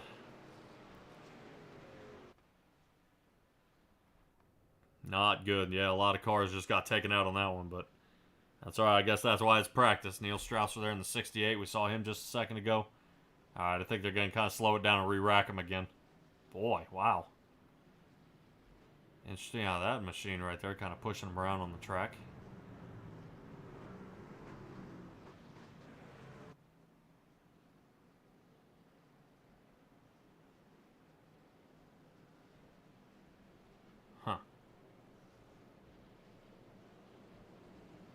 I know,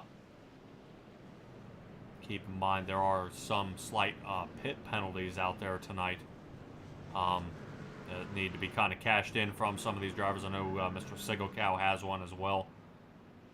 I think that was Meitzler. I may have been causing a little bit of trouble there in that 49, but maybe he's getting a little uptight. Good thing to get your frustrations out now before we get underway.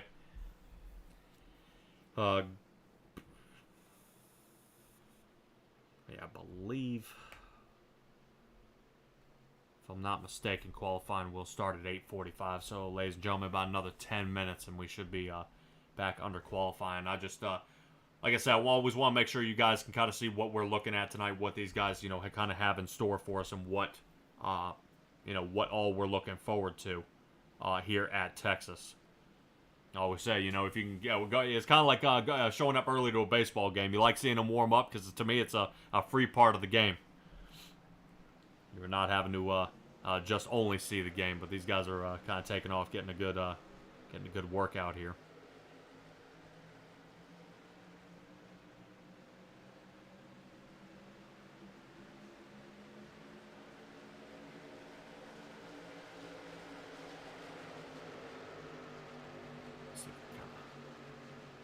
Trading paints here just a little bit. Some guys out here, when they start running a little bit new paint schemes, it kind of trips us up a little bit.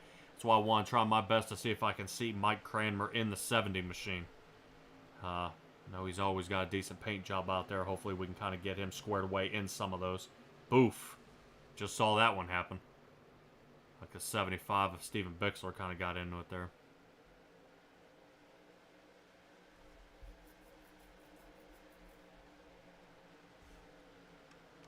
Right, step 1 and step 2. Let's try that. That looks crazy when all the trucks are the same color.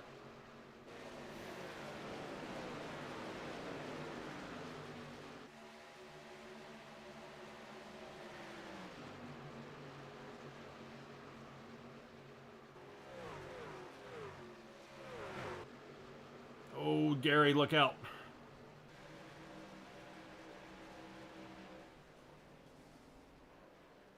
Oh, man.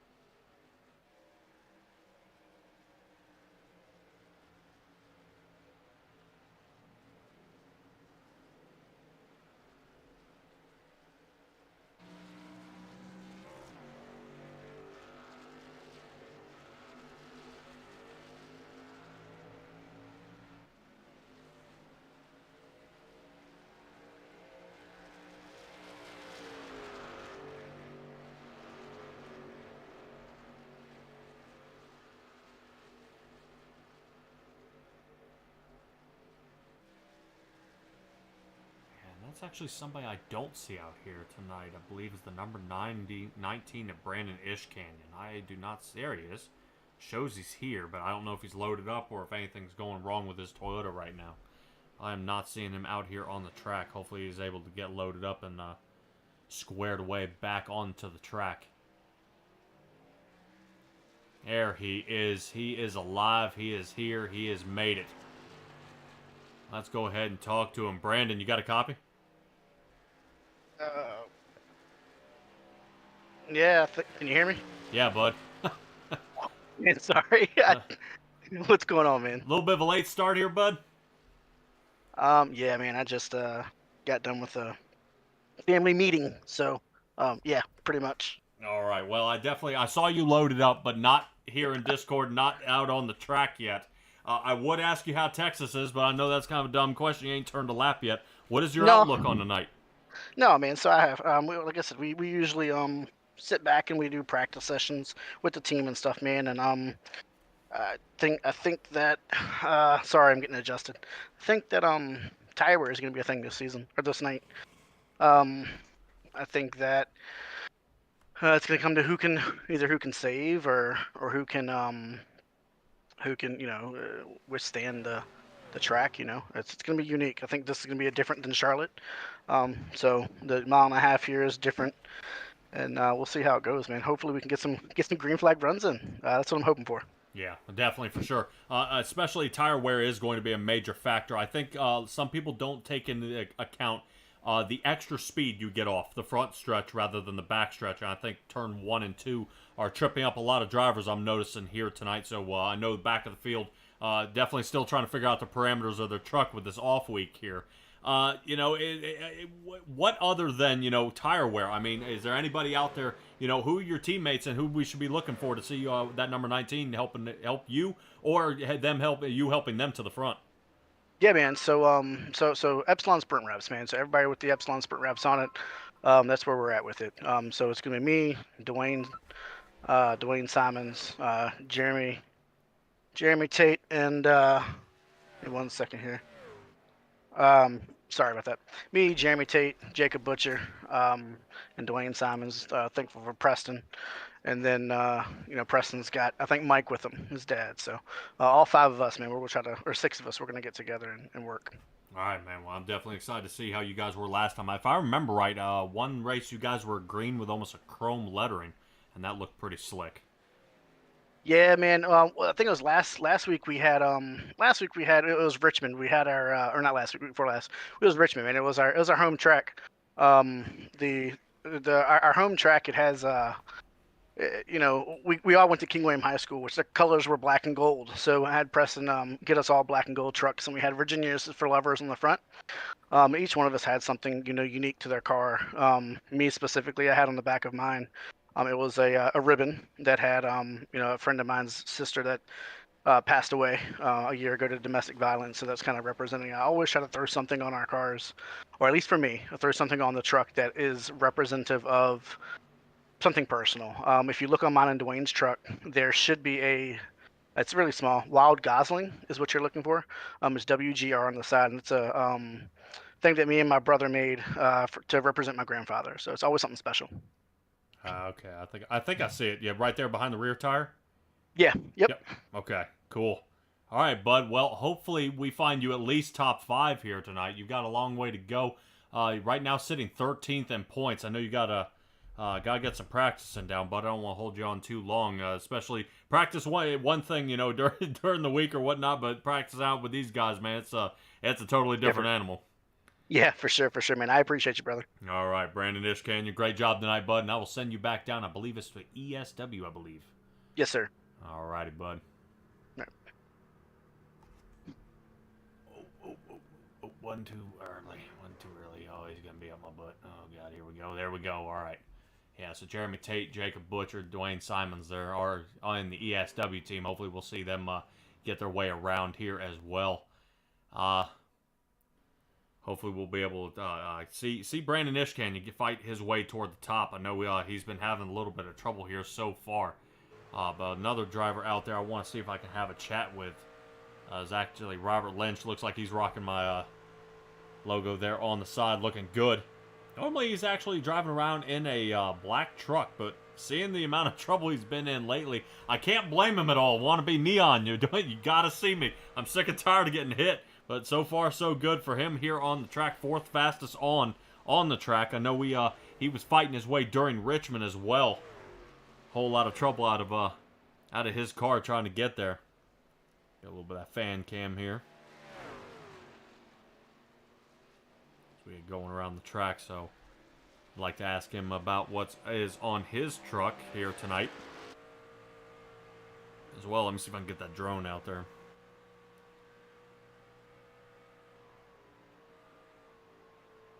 That's pretty cool. Tim Chapman Racing banner up top, looking good.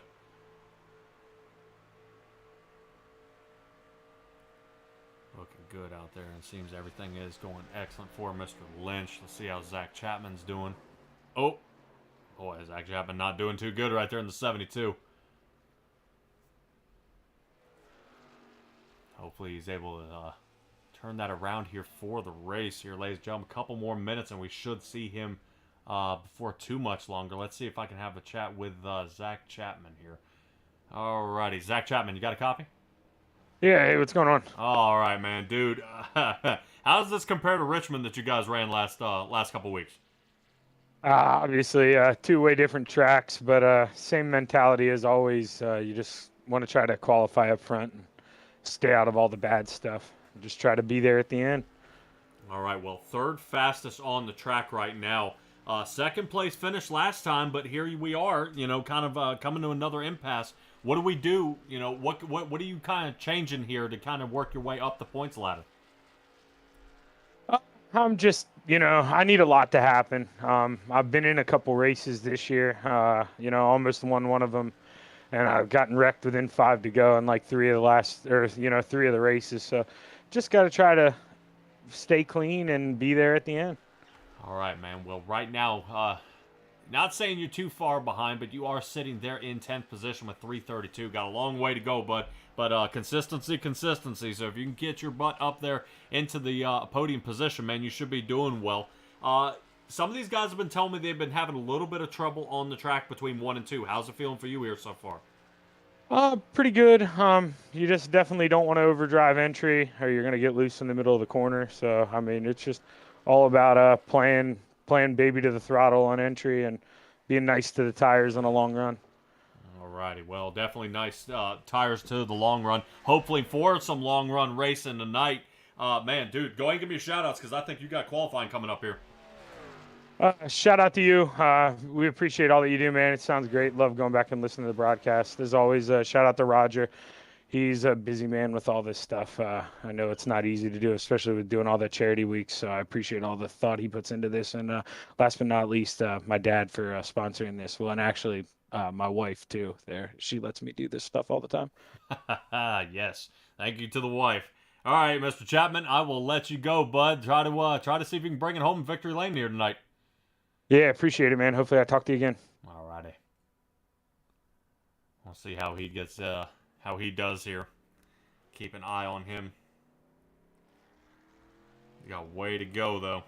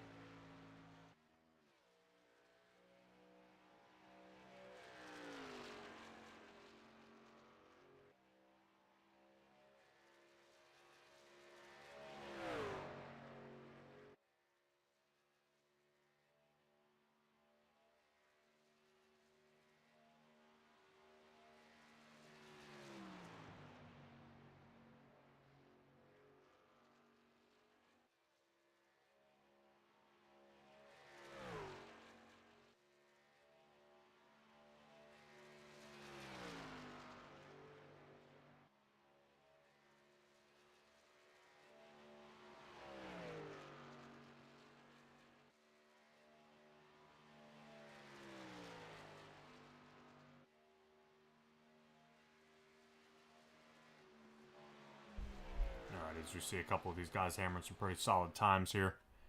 Let's try to see how Zach Chapman does right now. Hanging out, was in 4th, now back to 6th. Preston Cranmer with the fastest time out there on the first run. Must be running a hot lap there so far. I'm waiting to see where Bob Light is. Bob Light has definitely got to show up here in just a second.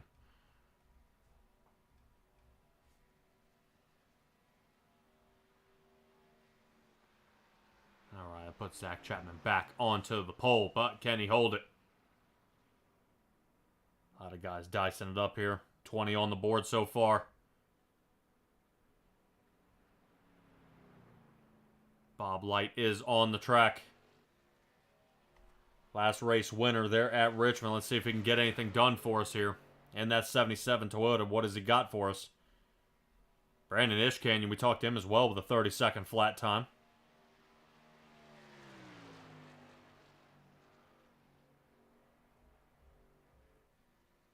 Bob Light sitting in 21st. Kind of a little bit slower time on that run there.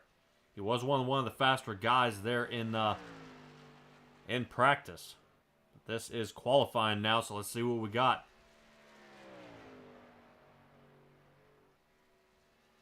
All right, now I've got 29 guys lined up for the race here tonight. There he is, Bob Light in a 3rd. So waiting that first round to get those tires nice and hot, and around he goes. Right now, Ishcanyon, Zach Chapman, Bob Light, and Preston Cranmer holding strong toward the top. Only about 2 minutes left in qualifying here. Bill Calder's out there on the track.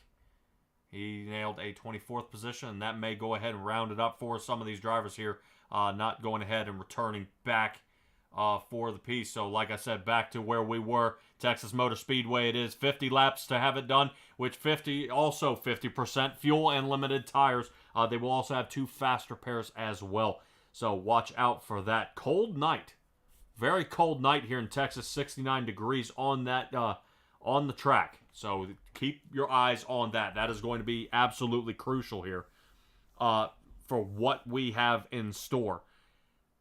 It's probably going to take about 4 or 5 laps for these tires to get warm enough to get around and survive, be able to keep a good pace out there. And then once they do, these guys will be super fast for about another 10 laps after that. And we're going to have to find out who conserved their tires toward the end, because that is going to be absolutely crucial. If they do or if they don't. Right now, a bunch of drivers here not able to qualify due to some penalties here. Do not qualifies. Robert Lynch will be one of them. Gary Sigelkow will be another one. Roland Olson will be another one. And he will serve a drive-through as well as Simons. Dan McLaren will be serving a do not qualify. He'll be starting from pit. So very, very ugly for the back 5 drivers right now. That is going to be absolutely detrimental to their run here tonight. A lot of fast drivers, especially Lynch and Simons. These guys have been super fast, especially with Simons nailing some crazy fast times out there on the track. And now they're going to be starting from the back, so that is definitely going to be pretty ugly for them.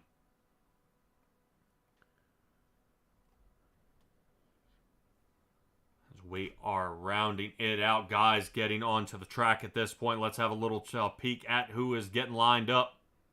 I know Brandon Ishkanyon pretty excited about getting on the track here so far. Let's see where these guys are. There they are. All right, Brandon Ishkanyon starting us off with Zach Chapman. On the outside, Bob Light will be 3rd, Preston Cranmer 4th, Tim Chapman 5th, Mike Cranmer. So the 2 Cranmers 4 and 6 right now. So seem to do just fine. No problems there. Looks like we got Bob DeGood starting 7th. We got Christopher Berger starting 8th, Jeffrey Kemper 9th, Chris Schaefer in the 10th, Brian Lawson 11th, and Jeremy Tate as starting out on the first 12. Let's rotate to the back. Jason Sams in 13th, Neil Strausser 14th, Dean Meitzler starting in 15th. That'll be the front half. Roger Craig starting the second half in 16th. Joe Backus in 17th, Jacob Butcher in 18th, John Rayner 19th, and Stephen Bixler 20th. Jack Hitt will be 21st, Pat Boyce. Wow, interesting to see him starting that far back into the 22nd. Richard Holland 23rd, Bill Calder in 24th, and then the rest of your guys that are serving EO Wells here. Starting with Dan McLaren, Gary Sigelkow for 25 and 26, Robert Lynch into the 27th, Dwayne Simons in the 28th position, and Roland Olson starting 29th in the 48 machine. So, definitely a lot of fast cars starting from the back, and going to watch them battle their way toward the front. Interesting to see. Take a peek here at all the drivers on the track. Looking pretty good here. Christopher Berger there with the SRM Concrete Toyota. Pace car is moving, so guys are firing up, getting ready to go. Brian Lawson with the Magnum Race Designs.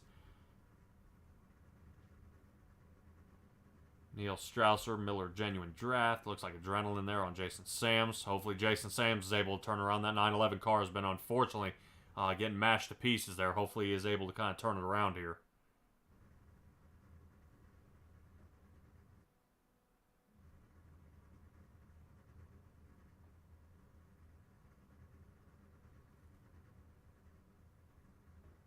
There's Stephen Bixler there in the 75. Sorry about that, ladies and gentlemen. It looked like iRacing kind of gave up the ghost there. It looks like everything back squared away.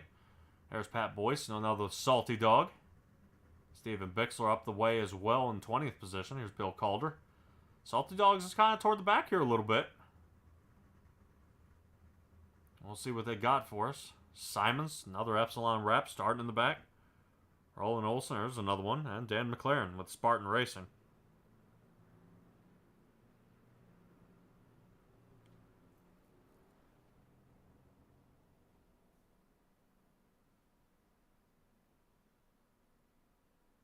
This may be Dan McLaren starting from pits. I wonder if that's what he's trying to simulate here. Yeah, starting from the pit. So what he's done is they're going to wait till the green flag, and then he will be leaving pit. So that is absolutely going to break him. Fortunately, hopefully there's a lucky dog, and he'll be able to fire his way back around. And get his way back out there.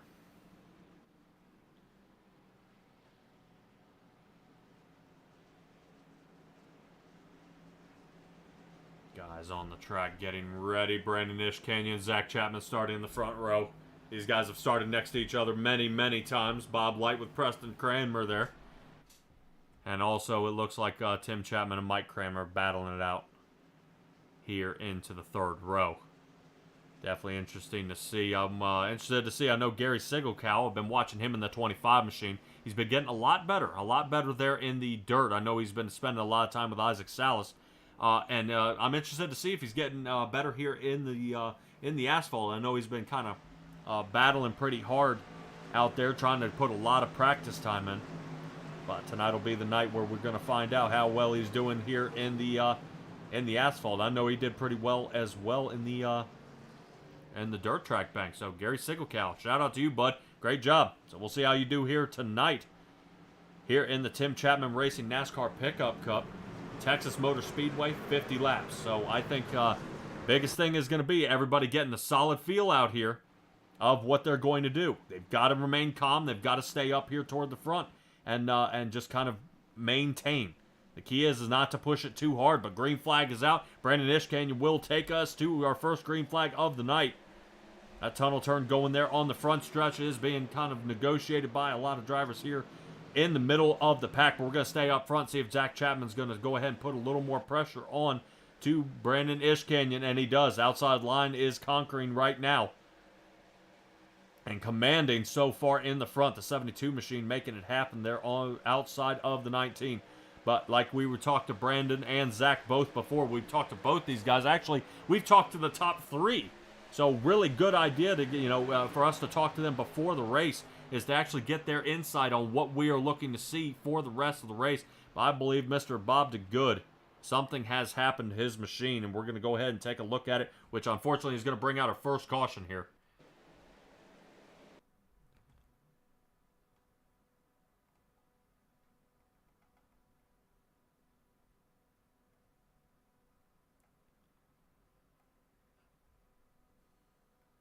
This is the Malcolm Mills mill riding replay. Let's see what we got here. Oh, makes a little contact with the 181. I think the 181 just kind of got into him. Interesting to see that through a caution. I would not expect that a caution there with Jeffrey Kemper getting spun out. And I don't know if something's happened here with Bob DeGood. He's taking that to the pits. Hopefully he's able to kind of get that squared back away. I don't see really any damage out of his car.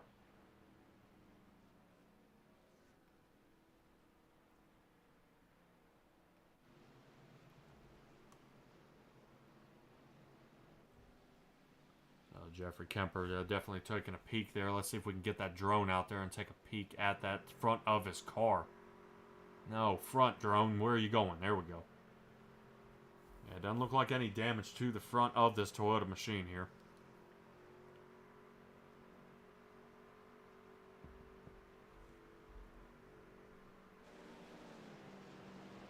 These guys are trying to get around the track here pretty quick.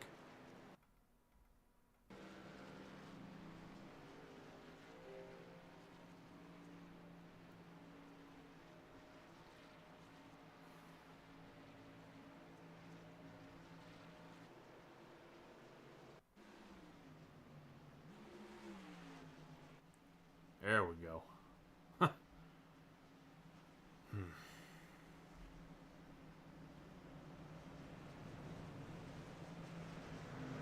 Alright, hopefully we'll get this squared away. The SDK is kind of messing up on me a little bit here, but regardless, that is going to put Zach Chapman and Brandon Ishkanyan here toward the front of the pack. Dan McLaren is showing out, but I think he is back out here returning to the race. Back down for another pit stop.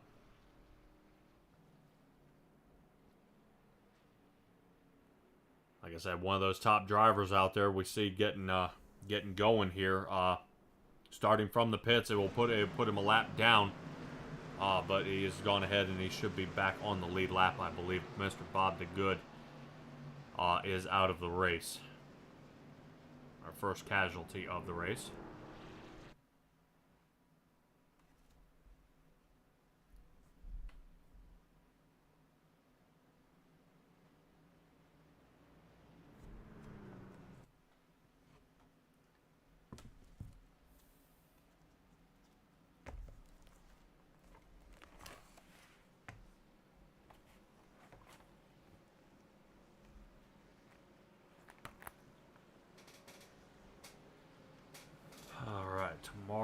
are looking at the Hometown Heroes.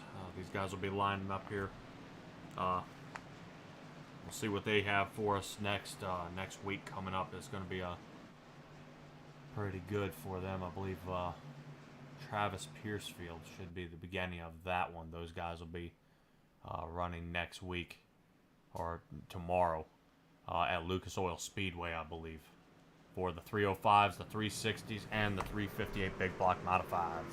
So they'll be running there. So hopefully we'll see how well they do tomorrow. If you guys tune in next Tuesday, if you guys are looking for me, wingless 360s at Port Royal, the fixed 410s at Lanier, and NASCAR, you wouldn't believe where these guys are going. We are going to the Alabama Mile. We're going to Talladega. And that is going to be a great race. Definitely some three-wide racing capabilities there. I think some of those guys, when they were at Talladega last time, didn't go so well. I think they probably like a redo button, but hopefully now that they've raced beside each other a few times now, they should have a solid handle on what is going on. That is going to bring us to our next green flag restart here. Zach Chapman will be bringing it away. All right, Barney, throw your shoulder out there, bud. And away we go back under green. Zach Chapman getting pulled away here. Brandon Ishkanyan there right behind him. Quick lane change, actually, by Zach Chapman, trying to get that favorable outside line and then on the way in, which left Preston Kramer with absolutely nobody to draft there toward the front. So now we're going to see these guys kind of battle it out down the backstretch here.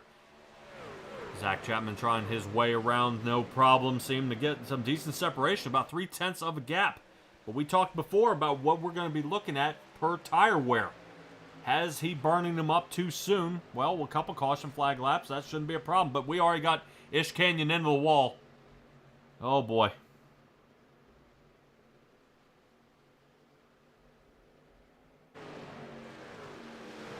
Yeah, I think we were looking at, I believe that may have been, who was that? I think it was 46. I thought it was Backus that ended up filing way back. Brandon Ishkanyan down 11 positions at this point. Down to 13th now. He's got some massive damage on the right front of that car. Fortunately, they've got a fast repair here, so if there is a caution, maybe suicide for that 19 not to pit at that point.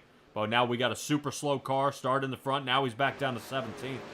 And the really kind of flipping the script here. He's not enjoying this at all, as he's going to be falling way, way back here toward the back of the pack. Let's go ahead and rotate back up front where Preston Kramer just nailed the fastest time on the track of a 30.4. And that gets broken immediately by Jacob Butcher with a 30.18 out there on the track. Right now, Butcher is running in 8th place in his Ford. 85 Ford to be exact. We see him kind of filing in down the back stretch here. Seems to be doing a good job so far, staying out of trouble. No problems out of him yet so far, but as these races progress, it definitely gets harder and harder and harder. Because right now, if you're somebody like Brandon Ishkanyan, I don't know if you can pit at this point. I'll keep an eye out there for that number 19. I believe he probably came down pit and he's fixing it. I don't know if he kind of broke the car at this point. It looks like he is coming up to speed, coming out of the pits here. Yep. So I think he definitely had to bring it in. So now Mr. Ishkanyan will be a few laps down. Now another fast time. Jacob Butcher with a 30.07. He just keeps getting faster and faster here. Interesting to see out of him. So hopefully we'll see. We're gonna have to see what this 85 does, and away he goes. Stella out there in the chat. Oh, man, I appreciate you joining me here at Coast to Coast. I know you will be joining me tomorrow with the Racing Revolution League. And that should be a good run there.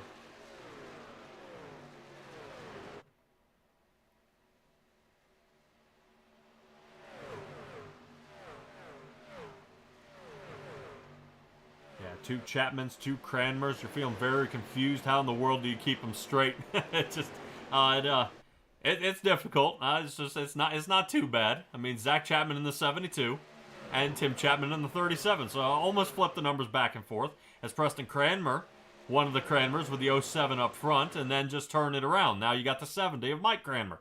who's rolling around in the back here. Unfortunately, I cannot get Trading Paints to load his paint job here tonight. I'm sure that Epsilon wrap would be looking mighty fine on the outside of that, but unfortunately, I cannot grab it. So away they go. Yeah, and they are all in the top 10. Definitely a good shootout by these guys. It's something. It is definitely something out there to have these guys get going here around the track. We are going ahead, and Tim Chapman looking on the inside of Mike Cranmer.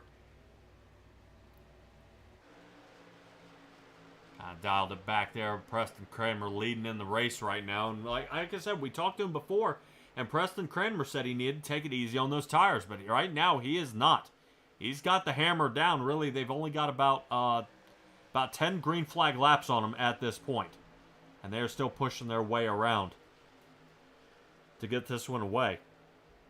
But Preston Cranmer still leading the race here so far. Zach Chapman probably letting him do it. Go ahead and get the fuel savings at this. Pulled away at this point.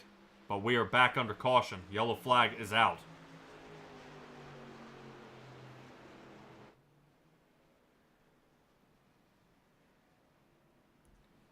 I'm unsure what got tangled up in that one, but it looks like I see some damage on John Rayner of the 302. So we're going to go ahead and rotate to the yellow flag incident here and see what in the world happened. That is going to bring out our second caution here.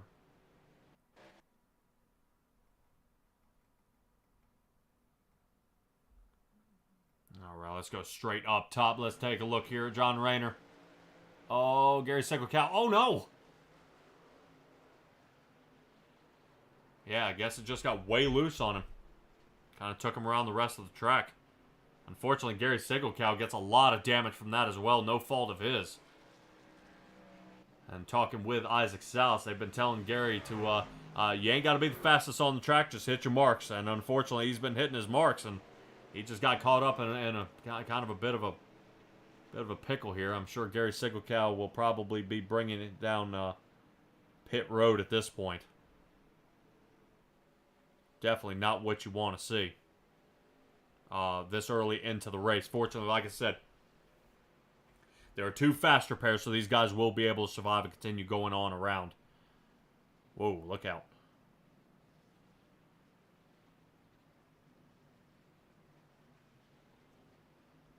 Yeah, I think at this point, Gary Segelkow will be coming down pit at this point. A lot of cars coming down pit. All right, now everybody except Neil Strausser, who is staying out. Brandon Ishcanyon, I believe he is staying out as well. Probably trying to see if he can go ahead and get that lap back. A lot of guys there on pit road. Gotta try to squeeze it out. Hopefully no issues here at the end. Couple of guys bumping, banging. Couple of extra guys squeezing in. But the race off pit road ends up with Zach Chapman in front of Preston Cranmer now.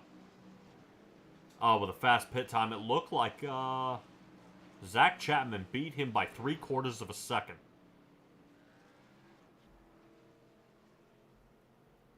So right now, yeah, Zach Chapman with a 43.42 pit time, pit lane time, and that would be Preston Cranmer with a 44.25. And where the difference was made up was in the pit box. Zach Chapman with a 14.85. And Preston Cranmer with a 15.35. I don't know if he slid through his pit there, or maybe just a little extra hammer out or a twist a wedge or something there to go ahead and get these guys squared back away. Neil Strausser coming down pit lane now. That's that 68 is out there, so now Zach Chapman retains the lead.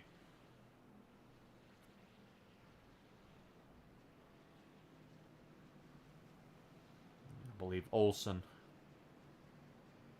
depending on when that pace car came out and where he was located, we'll see if he gets the wave around here on the next lap. When the pace car lights go out, that's when we'll see kind of lapped cars or cars that were supposed to be toward the back, whether they rotate back around here.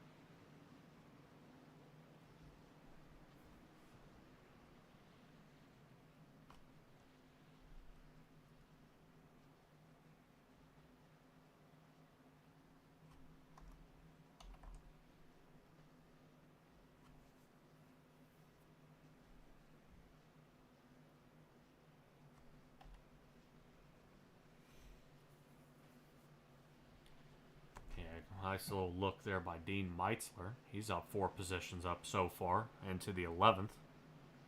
So he's doing fine there. Robert Lynch, he served an EO well. Robert Lynch is in the 9th. He's up 18 positions right now, and per my stats is the hardest charger of the race so far.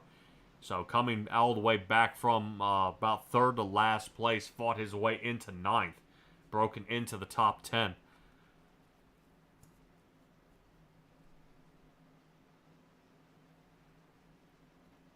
As these guys are getting ready to get double stacked here.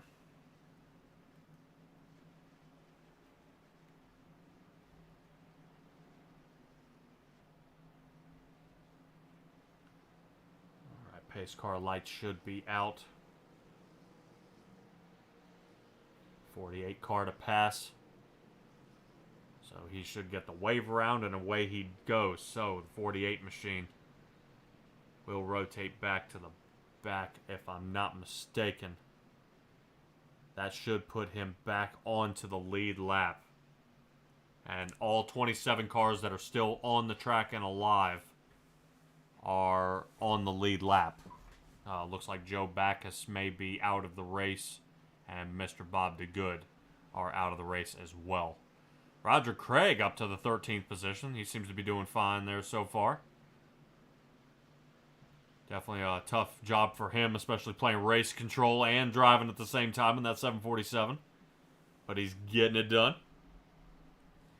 One of our many Canadians out there on the track. I'm seeing Dan McLaren as well, John Rayner, Bill Calder.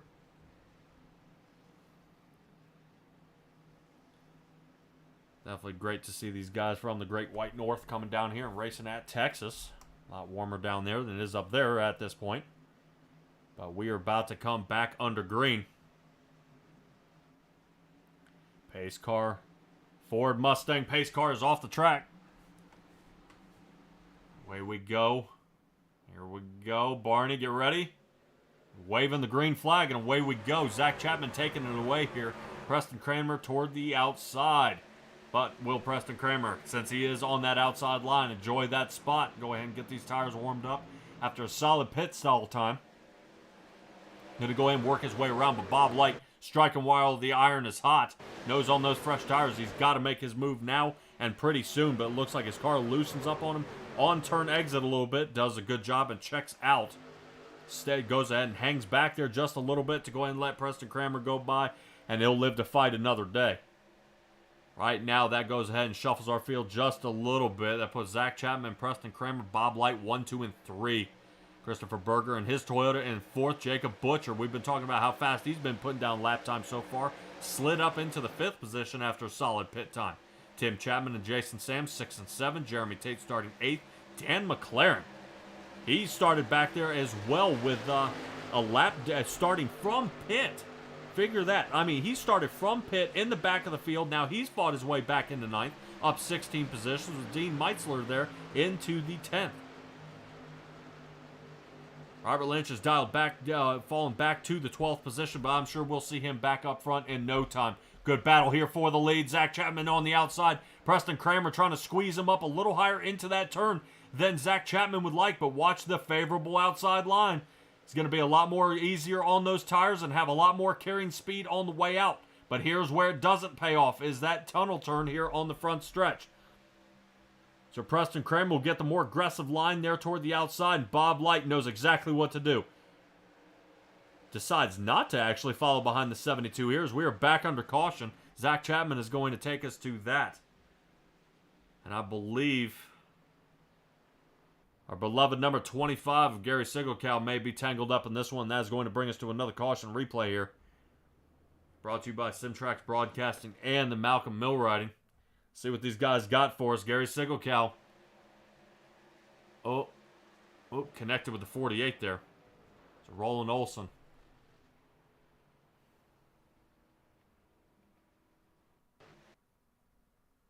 Yeah, I want to take another peek at this. Kind of from another angle.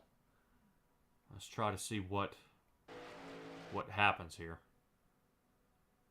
Yeah, 25 didn't really have, kind of came down into him here. Yeah, during that tunnel turn. I think he didn't see Roland coming up so fast, and Gary kind of came down into him. From what we're seeing here, as long as there's not too much grass on the grill of that truck, Gary should be able to come out. He's got some damage there to the rear of that car. So we'll catch up back with him, see if I can get that drone out there in the meantime, and see if we can take a peek. And see if he's getting that thing repaired, or if we got a problem with that race car.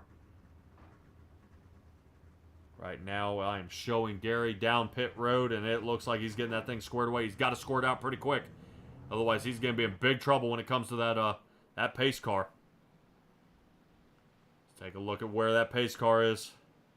And that is going to put Gary down a lap here.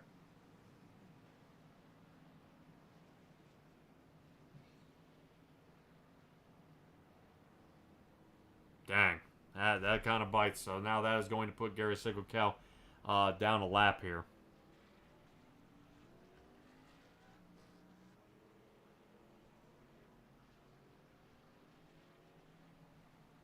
A couple of drivers here toward the front. Jason Sams, check him out in the 8th position. So now he slid up 5 positions. Dan McLaren still on a tear, right now in 7th.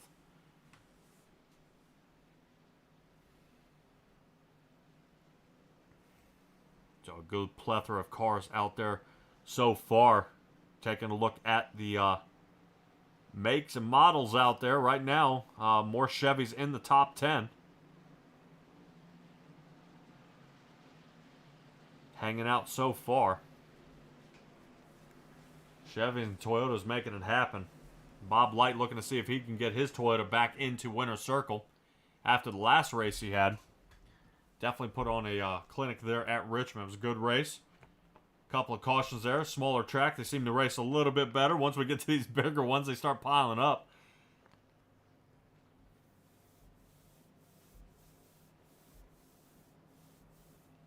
But I would probably have to ask Isaac Salas if Isaac Salas were out here tonight in his 05 machine. If if he kind of took part in being a teacher to Gary Sigel-Cow on the dirt, seeing that Coast to Coast actually has a racing school out there, and I'm wondering if that's kind of how they took part in it. Yeah, you know, the way you can get involved in that, and what it's all about is they actually have their league top drivers. They volunteer to help the league drivers improve their driving skills free of charge.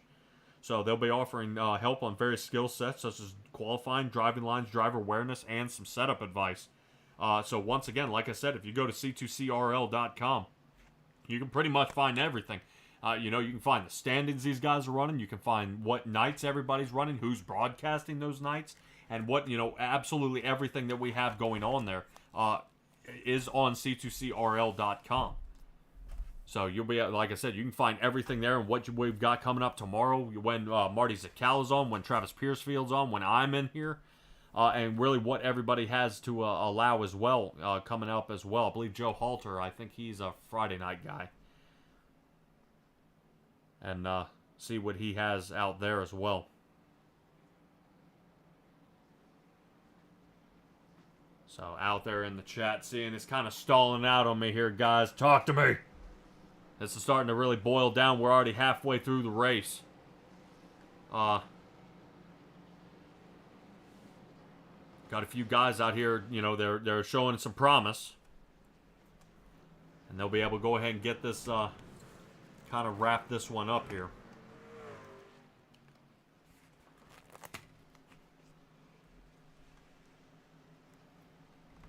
But we'll kind of we'll talk about the pace car here for just a little bit. That pace car is actually sponsored by the Steve King Foundation. Steve King Foundation was formed to help the dirt racing community across the country by providing financial assistance to drivers, pit crew members, racing officials, track operations personnel, or the immediate families of those individuals who suffer serious illness, injury, or death. If you want to learn more, go to www.stephenkingfoundation.org. You'll be able to find out everything they got there and what a great foundation it is. Sorry for the loss of Steve King at Knoxville. Hopefully we'll be able to raise a little bit of money this year to go ahead and help out all those guys who get hurt out there on the track, ladies and gentlemen, for some unfortunate events. Right now, the unfortunate event is for some of those guys who started from pit. They're fighting their way from the back. You know, People like Gary Sigelkow back is good right now. I hate to see them toward the back of the pack or out. But they'll have another shot here as we're getting a look here at our next green flag run. Preston Cranmer outside, Zach Chapman on the inside. These guys have been battling all night here so far. But to see what they got for us, looks like Zach Chapman in the 72 tries to push up that 07 up the track a little bit because he was not taking that squeeze from Preston Cranmer. Again, that move has moved Preston Cranmer back into the third position, allowing Bob Light to now get into second. So far, it's making it happen. Bob Light holding on to second. Secures the spot. Preston Cranmer in the third. Now Jacob Butcher. Got to watch out for that 85 machine on the outside of the 2 of Christopher Berger. Dan McLaren trying to see who's faster at this point, but he's wanting to push his way toward the front and fast. Oh, we got a float up. Good hold. Good hold there by Jacob Butcher. Great hold as he took a absolute quarter panel of that truck straight to the fender, and he was able to hold it. Great driving move there by Jacob Butcher. Let's take a look here from the top side. A little loose there from Mike Cranmer in the 70. Robert Lynch kind of, got his fist out the window on that one, kind of telling him to hold off, bud. You are getting a little closer than I would like. So far, Robert Lynch battling for this 11th position, falling back to Mike Cranmer, but he's going to switch him up here. Robert Lynch files to the inside of the 70, makes contact. Boy, I don't know if the 70 came down or Robert Lynch kind of rolled up into him, but that damage is not going to help. As Robert Lynch is now once again back in front of Roger Craig, where Roger Craig's hanging there in the 14th position, 747, trying to make good moves of it. He's at least in the front half of the field so far. But I think Zach Chapman may be under fire here by Bob Light, so we got to battle for the lead. I think Zach Chapman might go up there and squeeze him toward the wall a little bit, see if he can go ahead and get some of that door draft to kind of hold it there, but he is not. Outside lane is going to prevail at this point. Zach Chapman getting a little loose there and makes contact with the 77. Great racing, but look who's come out from the ashes. Dan McLaren in the 88 Toyota battling his way into third. So now he's looking, well, who is the guy I want to follow? Right now, Zach Chapman kind of falling back here a whole bunch. And I think Dan McLaren's going to kind of roll out to the outside here and follow behind the 77 of Bob Light. But he has not made his choice just yet. Still trying to sneak around looking for that fresh air spot to see if he can get that push. Number 2 car of Christopher Berger. I'm not quite sure what happened there. Looks like he touched the bottom of the apron, rolled up into the turn. Okay, stay up front here as we got a battle right now. The top 4 cars are within a quarter of a second of each other. Bob Light, boy, a little ugly turn from him on that one. He's now going to fall back to third to Dan McLaren as Zach Chapman holds out and stays out front with only 18 to go. Dan McLaren still taking a peek here toward the inside. He definitely wants to regain his lead in the points. Right now, if Bob Light stays where he is, he will not get it. But Dan McLaren taking a peek here on the inside. Looks like Zach Chapman might be a sitting duck.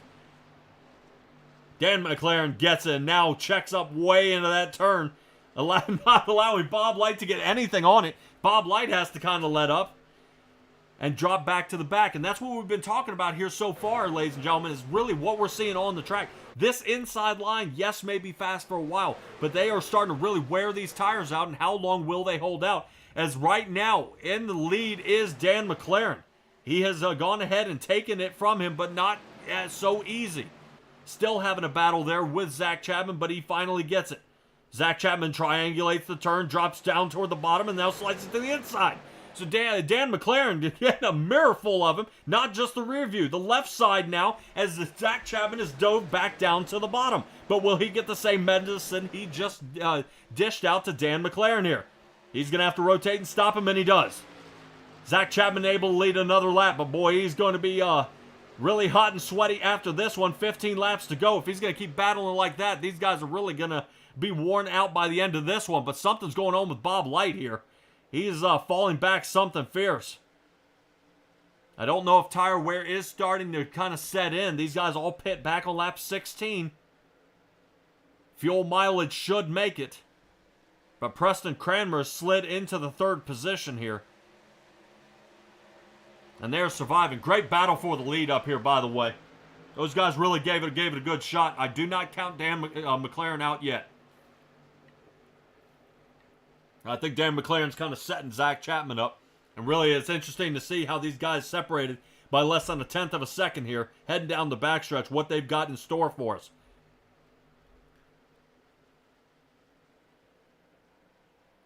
I want to take a peek here. Let's rotate back to one of the guys we've talked to before, Brandon Ishkanyon. Fighting his way so far. Check that out. After getting an early tangle up, having to take a fast repair, and now back into 12th. So, I mean, just a kind of really changing everything in less than 50 laps here. I mean, this is only a 50-lap run, and here we go, going crazy out here so far. Robert Lynch, he's just battled. He's fought his way. He's now trying to see if he can slice toward the inside of Jacob Butcher there, and he does. But how long can he hold him off? Yeah, looks like that 121 Chevrolet is being pretty fast on the track here tonight. If you like the way Robert Lynch is driving and you like super late models, check him out on Saturday nights with the Graceland Shootout Series. You'll be able to find him there as well. Let's rotate back to the front. I think looks like Zach Chapman and Dan McLaren going to go at it again.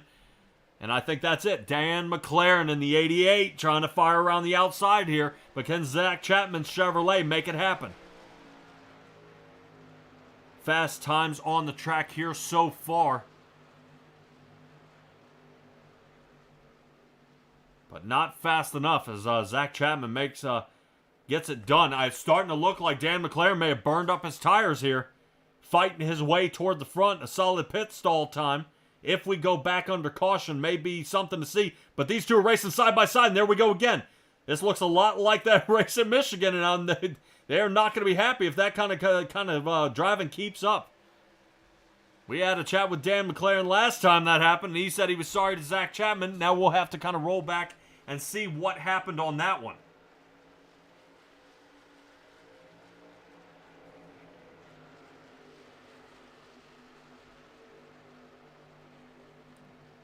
Let me see if I can take a quick roll back here and let's take a peek.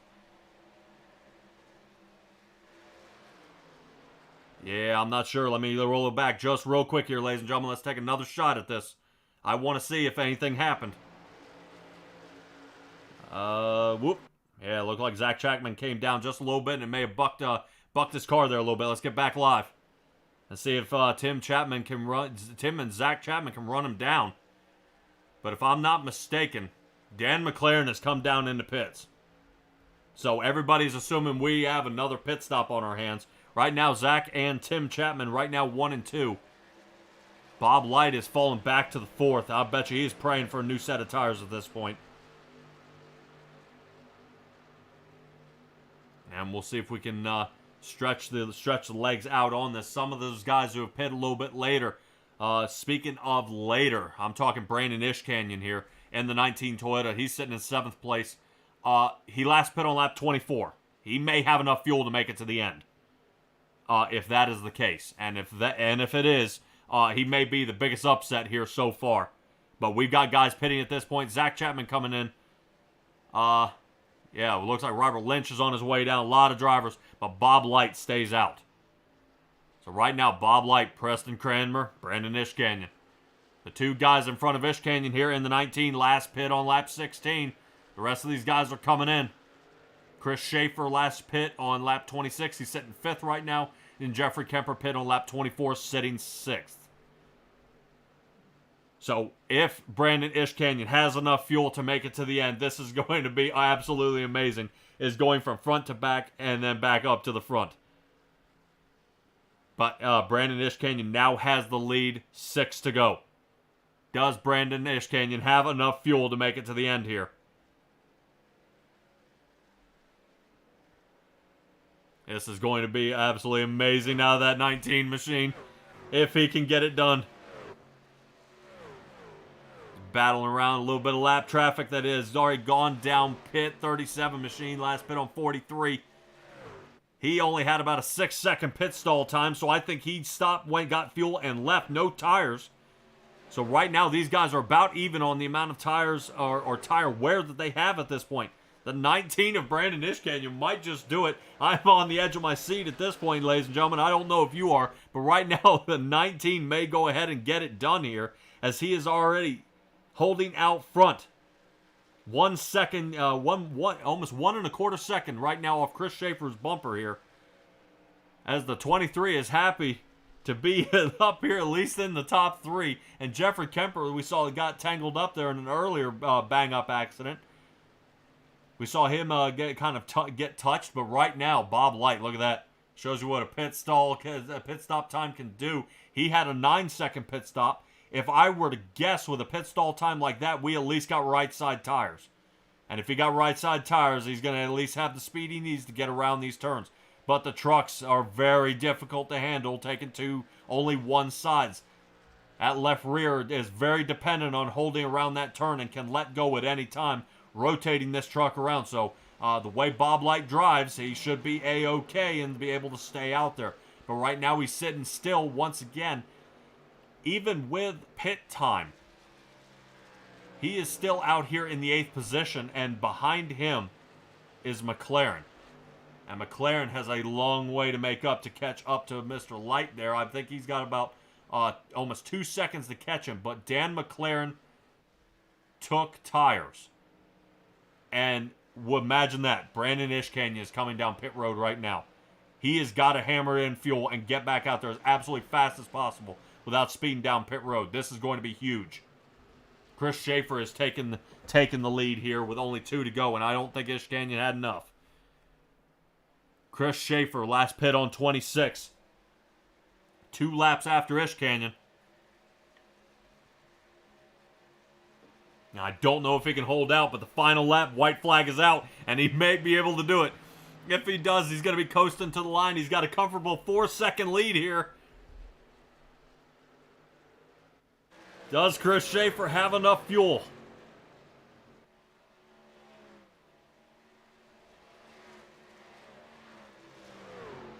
Taking an eye. I'm taking a peek. He's maintaining speed at this point. It looks like he's slowing down.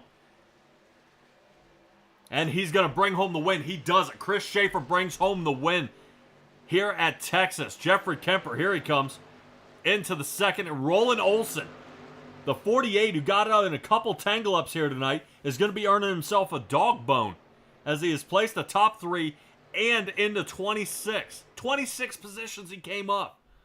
So all the way from the back, and I believe, if I'm not mistaken, served an EOL penalty.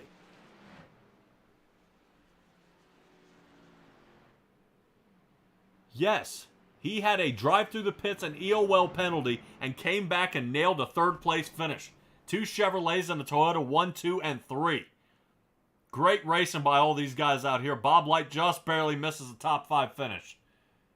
And that is definitely going to throw these guys in the standings and the points for a loop here.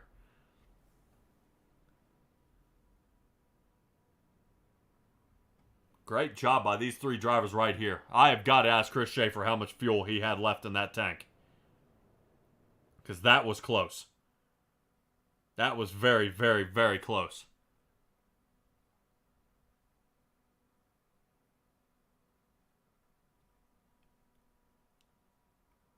There we go. I can get the burnouts there from Chris Schaefer.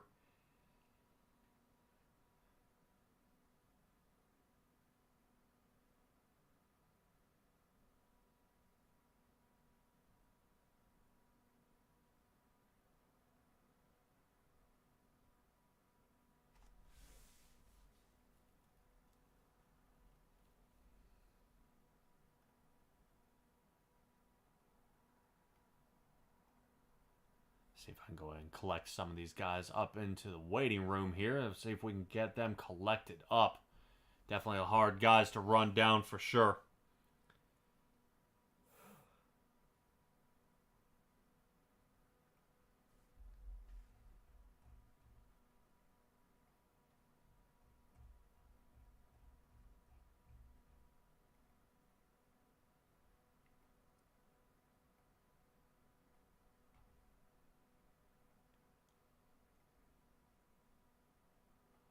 All right, let's go ahead and talk to our 3rd place finisher here. Roland Olson. Hey, buddy, you got a copy on me? Yeah, I hear you. Where you at? Dude, top 3 finish. Is that what you expected here tonight? No, I had to end a line. I spazzed out in the last race and at the start, and so constantly had a penalty. But hung in there, got lucky on a couple of the yellows, and before I knew it, I had a one-stop race where the leaders, I think, all had to pit a second time, and that was the difference for me. Oh, man, dude. See, got to keep calm. It'll let the race come to you, buddy. Really, you got the 48 Chevrolet up to the front. I was telling the viewers out here, 26 places you picked up here tonight. Well, my goal was to start as far back as I could and see if I could get driver of the week. As for sure, if I'm not mistaken, I'm not 100% sure, this should get you a dog bone here, buddy. It's the salty dogs are tough to compete with. There's lots of hungry dogs out in the pack, and I'm going to take this one and chew on it for a while. All righty, dude. Fantastic job here tonight. You've been holding out pretty well. If we can get you toward the front of the pack, we can get you a lot more of that trouble there that is in the back. But speaking of being in the back, and you can still win from the back, Talladega is what we're looking at next Tuesday. How confident are you feeling there? Well, I love the super speedways. We got some really top racers in this bunch. I'm gonna thank my lucky stars, and like I said, chew on my bone for a week, and hopefully I'll be at the top or at least in the mix come next week. All right. Fantastic job, bud. You know what that means. Give me your shout-outs, and let's get you all ready for Talladega. Well, you did a great job. Thank you for having me. Appreciate it. All right. Roland Olson, fantastic job tonight, bud. All righty. Good night, racing fans. All right, everybody. There's Roland Olson. Got it done. 48 machine. And really, talk about an upset. I mean, I'm not saying he couldn't do it, but coming from the back, right now he's sitting in 27th in points, nails a third-place finish tonight. So that is absolutely going to launch him way, way up the charts here to actually be, competing with these other guys.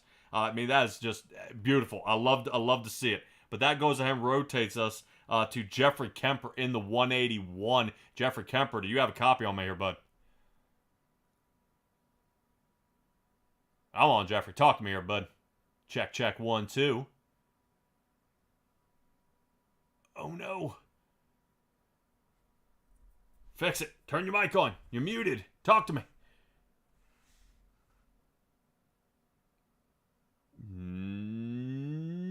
Nope. All right. Well, hopefully we'll check back in with Jeffrey Kemper. Hopefully we can get caught up with him, which means I am not going to leave my race winner here on hold much longer. Christopher Schaefer. Dude, what was that?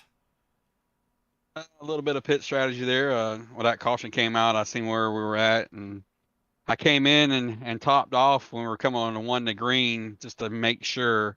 And I'm glad I did, because the 19 in front of me had to pit for fuel, and that gave me the lead. Yeah, I thought Brandon Ishkanyon had it here. I've got to know, and even how much fuel was left in the tank at the end. I ran out doing a burnout. Yeah, yes, right there at the end. I love it, dude. You made it happen here tonight, and what a fantastic job, dude. This has got to be a breath of kind of a sigh of relief, a breath of fresh air, as I would say. Coming into Texas here tonight, how confident were you feeling? I don't run asphalt much. I'm more of a dirt guy, so I've ran Texas, and 1 and 2 is really tricky for me, and I figured it out in practice tonight in the truck for some reason, and it was wide open in 3 and 4. So it was a good night. All right. Yeah, I am trying to check. But is this your first race? This is the first race in the trucks with Coast2Coast, yes. Okay, so I'm not losing my mind. I'm sitting here looking at the points going, all right, man, where is this guy? So your first race, and you come out here and you win it. You know what precedent that sets for the rest of these drivers, right? Well, yeah, but I don't think it'll happen again for sure. All right, well, it's definitely got to give you that kind of that confidence now that I should be seeing you out of here for the weeks to come, saying that you can do this. Talladega's next week, bud. I always tell anybody that you can win from the back. You can be anywhere on that track and still have a chance to win. I'm assuming I'll see you there. That'll be the plan. Unless nothing changes, I'll be there. There we go. There was that question mark there right at the end. That's what I want to hear. Dude, awesome job tonight here, bud. And let me see. As crazy, man. First race coming out of nowhere and you win it, bud. That is excellent. Just pitting there on lap 26 compared to Ish Canyon, the pit on 24. I mean, it was a 2-lap difference, and you died during the burnout. So that was amazing job here tonight, bud. Dude, go ahead and give me your shout-outs, and let's get you rested up and ready for Talladega. Yeah, man, I got to thank you guys for putting on the broadcast, Roger for the league, and everybody, all the admins that, help it out. The boys over at Black Bullet Racing, Derek G. LLC, Du Bois Welding, Giddings Mobile Repair, Getting Hooked, Guide Services, W Energy, CTF Graphics, Nukes Performance, and D&T Designs, man. They all helped me out through the different leagues and series that I run, so. Yeah, you kind of left me on a cliffhanger there, bud. All right, Chris Schaefer. Mic cut out. You're fine. I was like, all right. All right, man. Well, fantastic job tonight. Like I said, I am more than pleased to see that 23 car snap around here. Hopefully, we'll see you next week, bud. Yes, sir. Yes, sir. That'll be the plan. All right. Hey. Word of advice. Go ahead and get that stamp number off the side of that truck. It'll look a lot prettier. My computer updated for some reason is doing that. I don't know why. Oh, all right, bud. Well, I like the angled one better. All right, I'll see you next week, bud. Yes, sir. Have a good one. Thank you. All right, there we go. Chris Schaefer. I'm going to try one more time with Jeffrey Kemper and see if we can grab a hold of him. Hopefully that 181's got that mic fixed. You still alive out there, bud? Oh, yeah, I got it now. My set. All right. There we go. All right, Jeffrey Kemper. Dude, you ended up, you pit on lap 24 as well. And I think Brandon Ish Canyon did. How much fuel did you have running here at the end? I had 1 lap to finish. Ooh, man, that was close. And I was going to say, if I am not mistaken, you ended up in a tangle up there early in the race. Kind of took the right front of your truck off? Yeah, I did. I kind of misread the line and drove it more like a super speedway. So I was way down low entering the turn there. I think I got in a Bob DeGood. And then I just tried to let off the throttle and straighten them back up with the right side of my truck. But apparently that caused some issues back before. So I went into the pits, did a quick repair there and topped up the fuel and ran until the next pit stop. Wow. Dude, and talk about kind of flipping the script here, man. You made it happen. You got where you needed to be and did a fantastic job at that. I've been asking most of the drivers here tonight, and I won't leave you out. Talladega's next week, and how confident are you feeling there? It's kind of a crapshoot, really. I mean, find out who you can hook up with, people you can work with, but pit strategy plays it, and, main thing, not getting tangled up in something. But this week is any indication how that's going to go. We had a lot of green flag runs, so I'm hoping the same will happen. Absolutely, and trust me, that is exactly what Talladega and the Coast2Coast Racing League needs is green flag runs. If you guys can stay green, it should be a good shootout. You can be in 20th in a matter of 8 laps, win the race. You can check back there with Dale Earnhardt and the 2000 race, so it is definitely possible. But the 181 machine comes into play. I'm sure all the Epsilon Rep guys out there will support you next week as well as they supported you this week. But go ahead and give me your shout-outs here, bud. Oh, yeah. First and foremost, got to thank Tim Chapman. Last time I was up here on the interview, I forgot about him. But without him, we wouldn't have this truck race. Definitely got to thank Preston and Epsilon Sprint Wraps. Hooked me up with a badass, meat church barbecue truck. I'm a big barbecue guy, so I was pretty stoked about that. I got to thank my girlfriend and family and, Roger, everyone who puts this stuff on, all the sponsors, other than Tim Chapman. There's a lot of people that come together and put this or make this happen. Yeah, definitely a group effort for sure. Definitely group effort, and don't want to leave out Bill Calder. He does a lot of work out there in the background as well. Right now, you're sitting 16th in points. I'm hoping this will sling you a lot closer to that top 10 mark there, bud. But fantastic job tonight, and we'll see what you can do at Talladega. All right, thanks, man. Hopefully podiums, and we'll keep pushing that number up closer to the top 3. Cool. Yeah, hey, don't forget, I think we also have a Thursday league coming. Might be an idea to look at that. Oh, yeah, I'll be there for sure. Oh, man, if we get all you guys over there in the Xfinities, that should be a wild run. Jeffrey Kemper in the 181. Great job tonight, bud. Thank you. Have a good night. All right, everybody, there's Jeffrey Kemper. And finally got a whole little out of order here, but that is okay. But we're going to go ahead and make it happen. Once again, appreciate you guys joining us here at SimTrack Broadcasting and the Coast to Coast Racing League. Great to bring you all guys on a show here tonight. Not too many of you guys out there in the chat. Guys, I love talking to you, especially Patience out there. My wife, Stella, I will join you tomorrow, and Keegan Miller. Well, hopefully we'll see you as well. Robert Lynch, I saw you out there on the chat as well. I will see you Saturday, my man. And we will go ahead and wrap this up tonight. SimTracksBroadcasting.com is where you can go find everything I'm doing, what day of the week, and what time, if you're unsure where I am going to be. And if you are interested in joining any of the leagues I broadcast for, the links will be there as well. So you can join their Facebook page, find out for them, and race as well. Don't forget C2CRL, these guys here tonight. I will actually be seeing you guys Thursday night for the Xfinity League that the Coast to Coast is going to try out. We'll run it to the end of the season, see how it does, see what you guys think, see how everybody performs in the Xfinity cars. I would have voted for the next gens, but we're going to go ahead and stick with the Xfinities for now until next time. Guys, appreciate it. Be well, be safe, be kind. Bye, guys.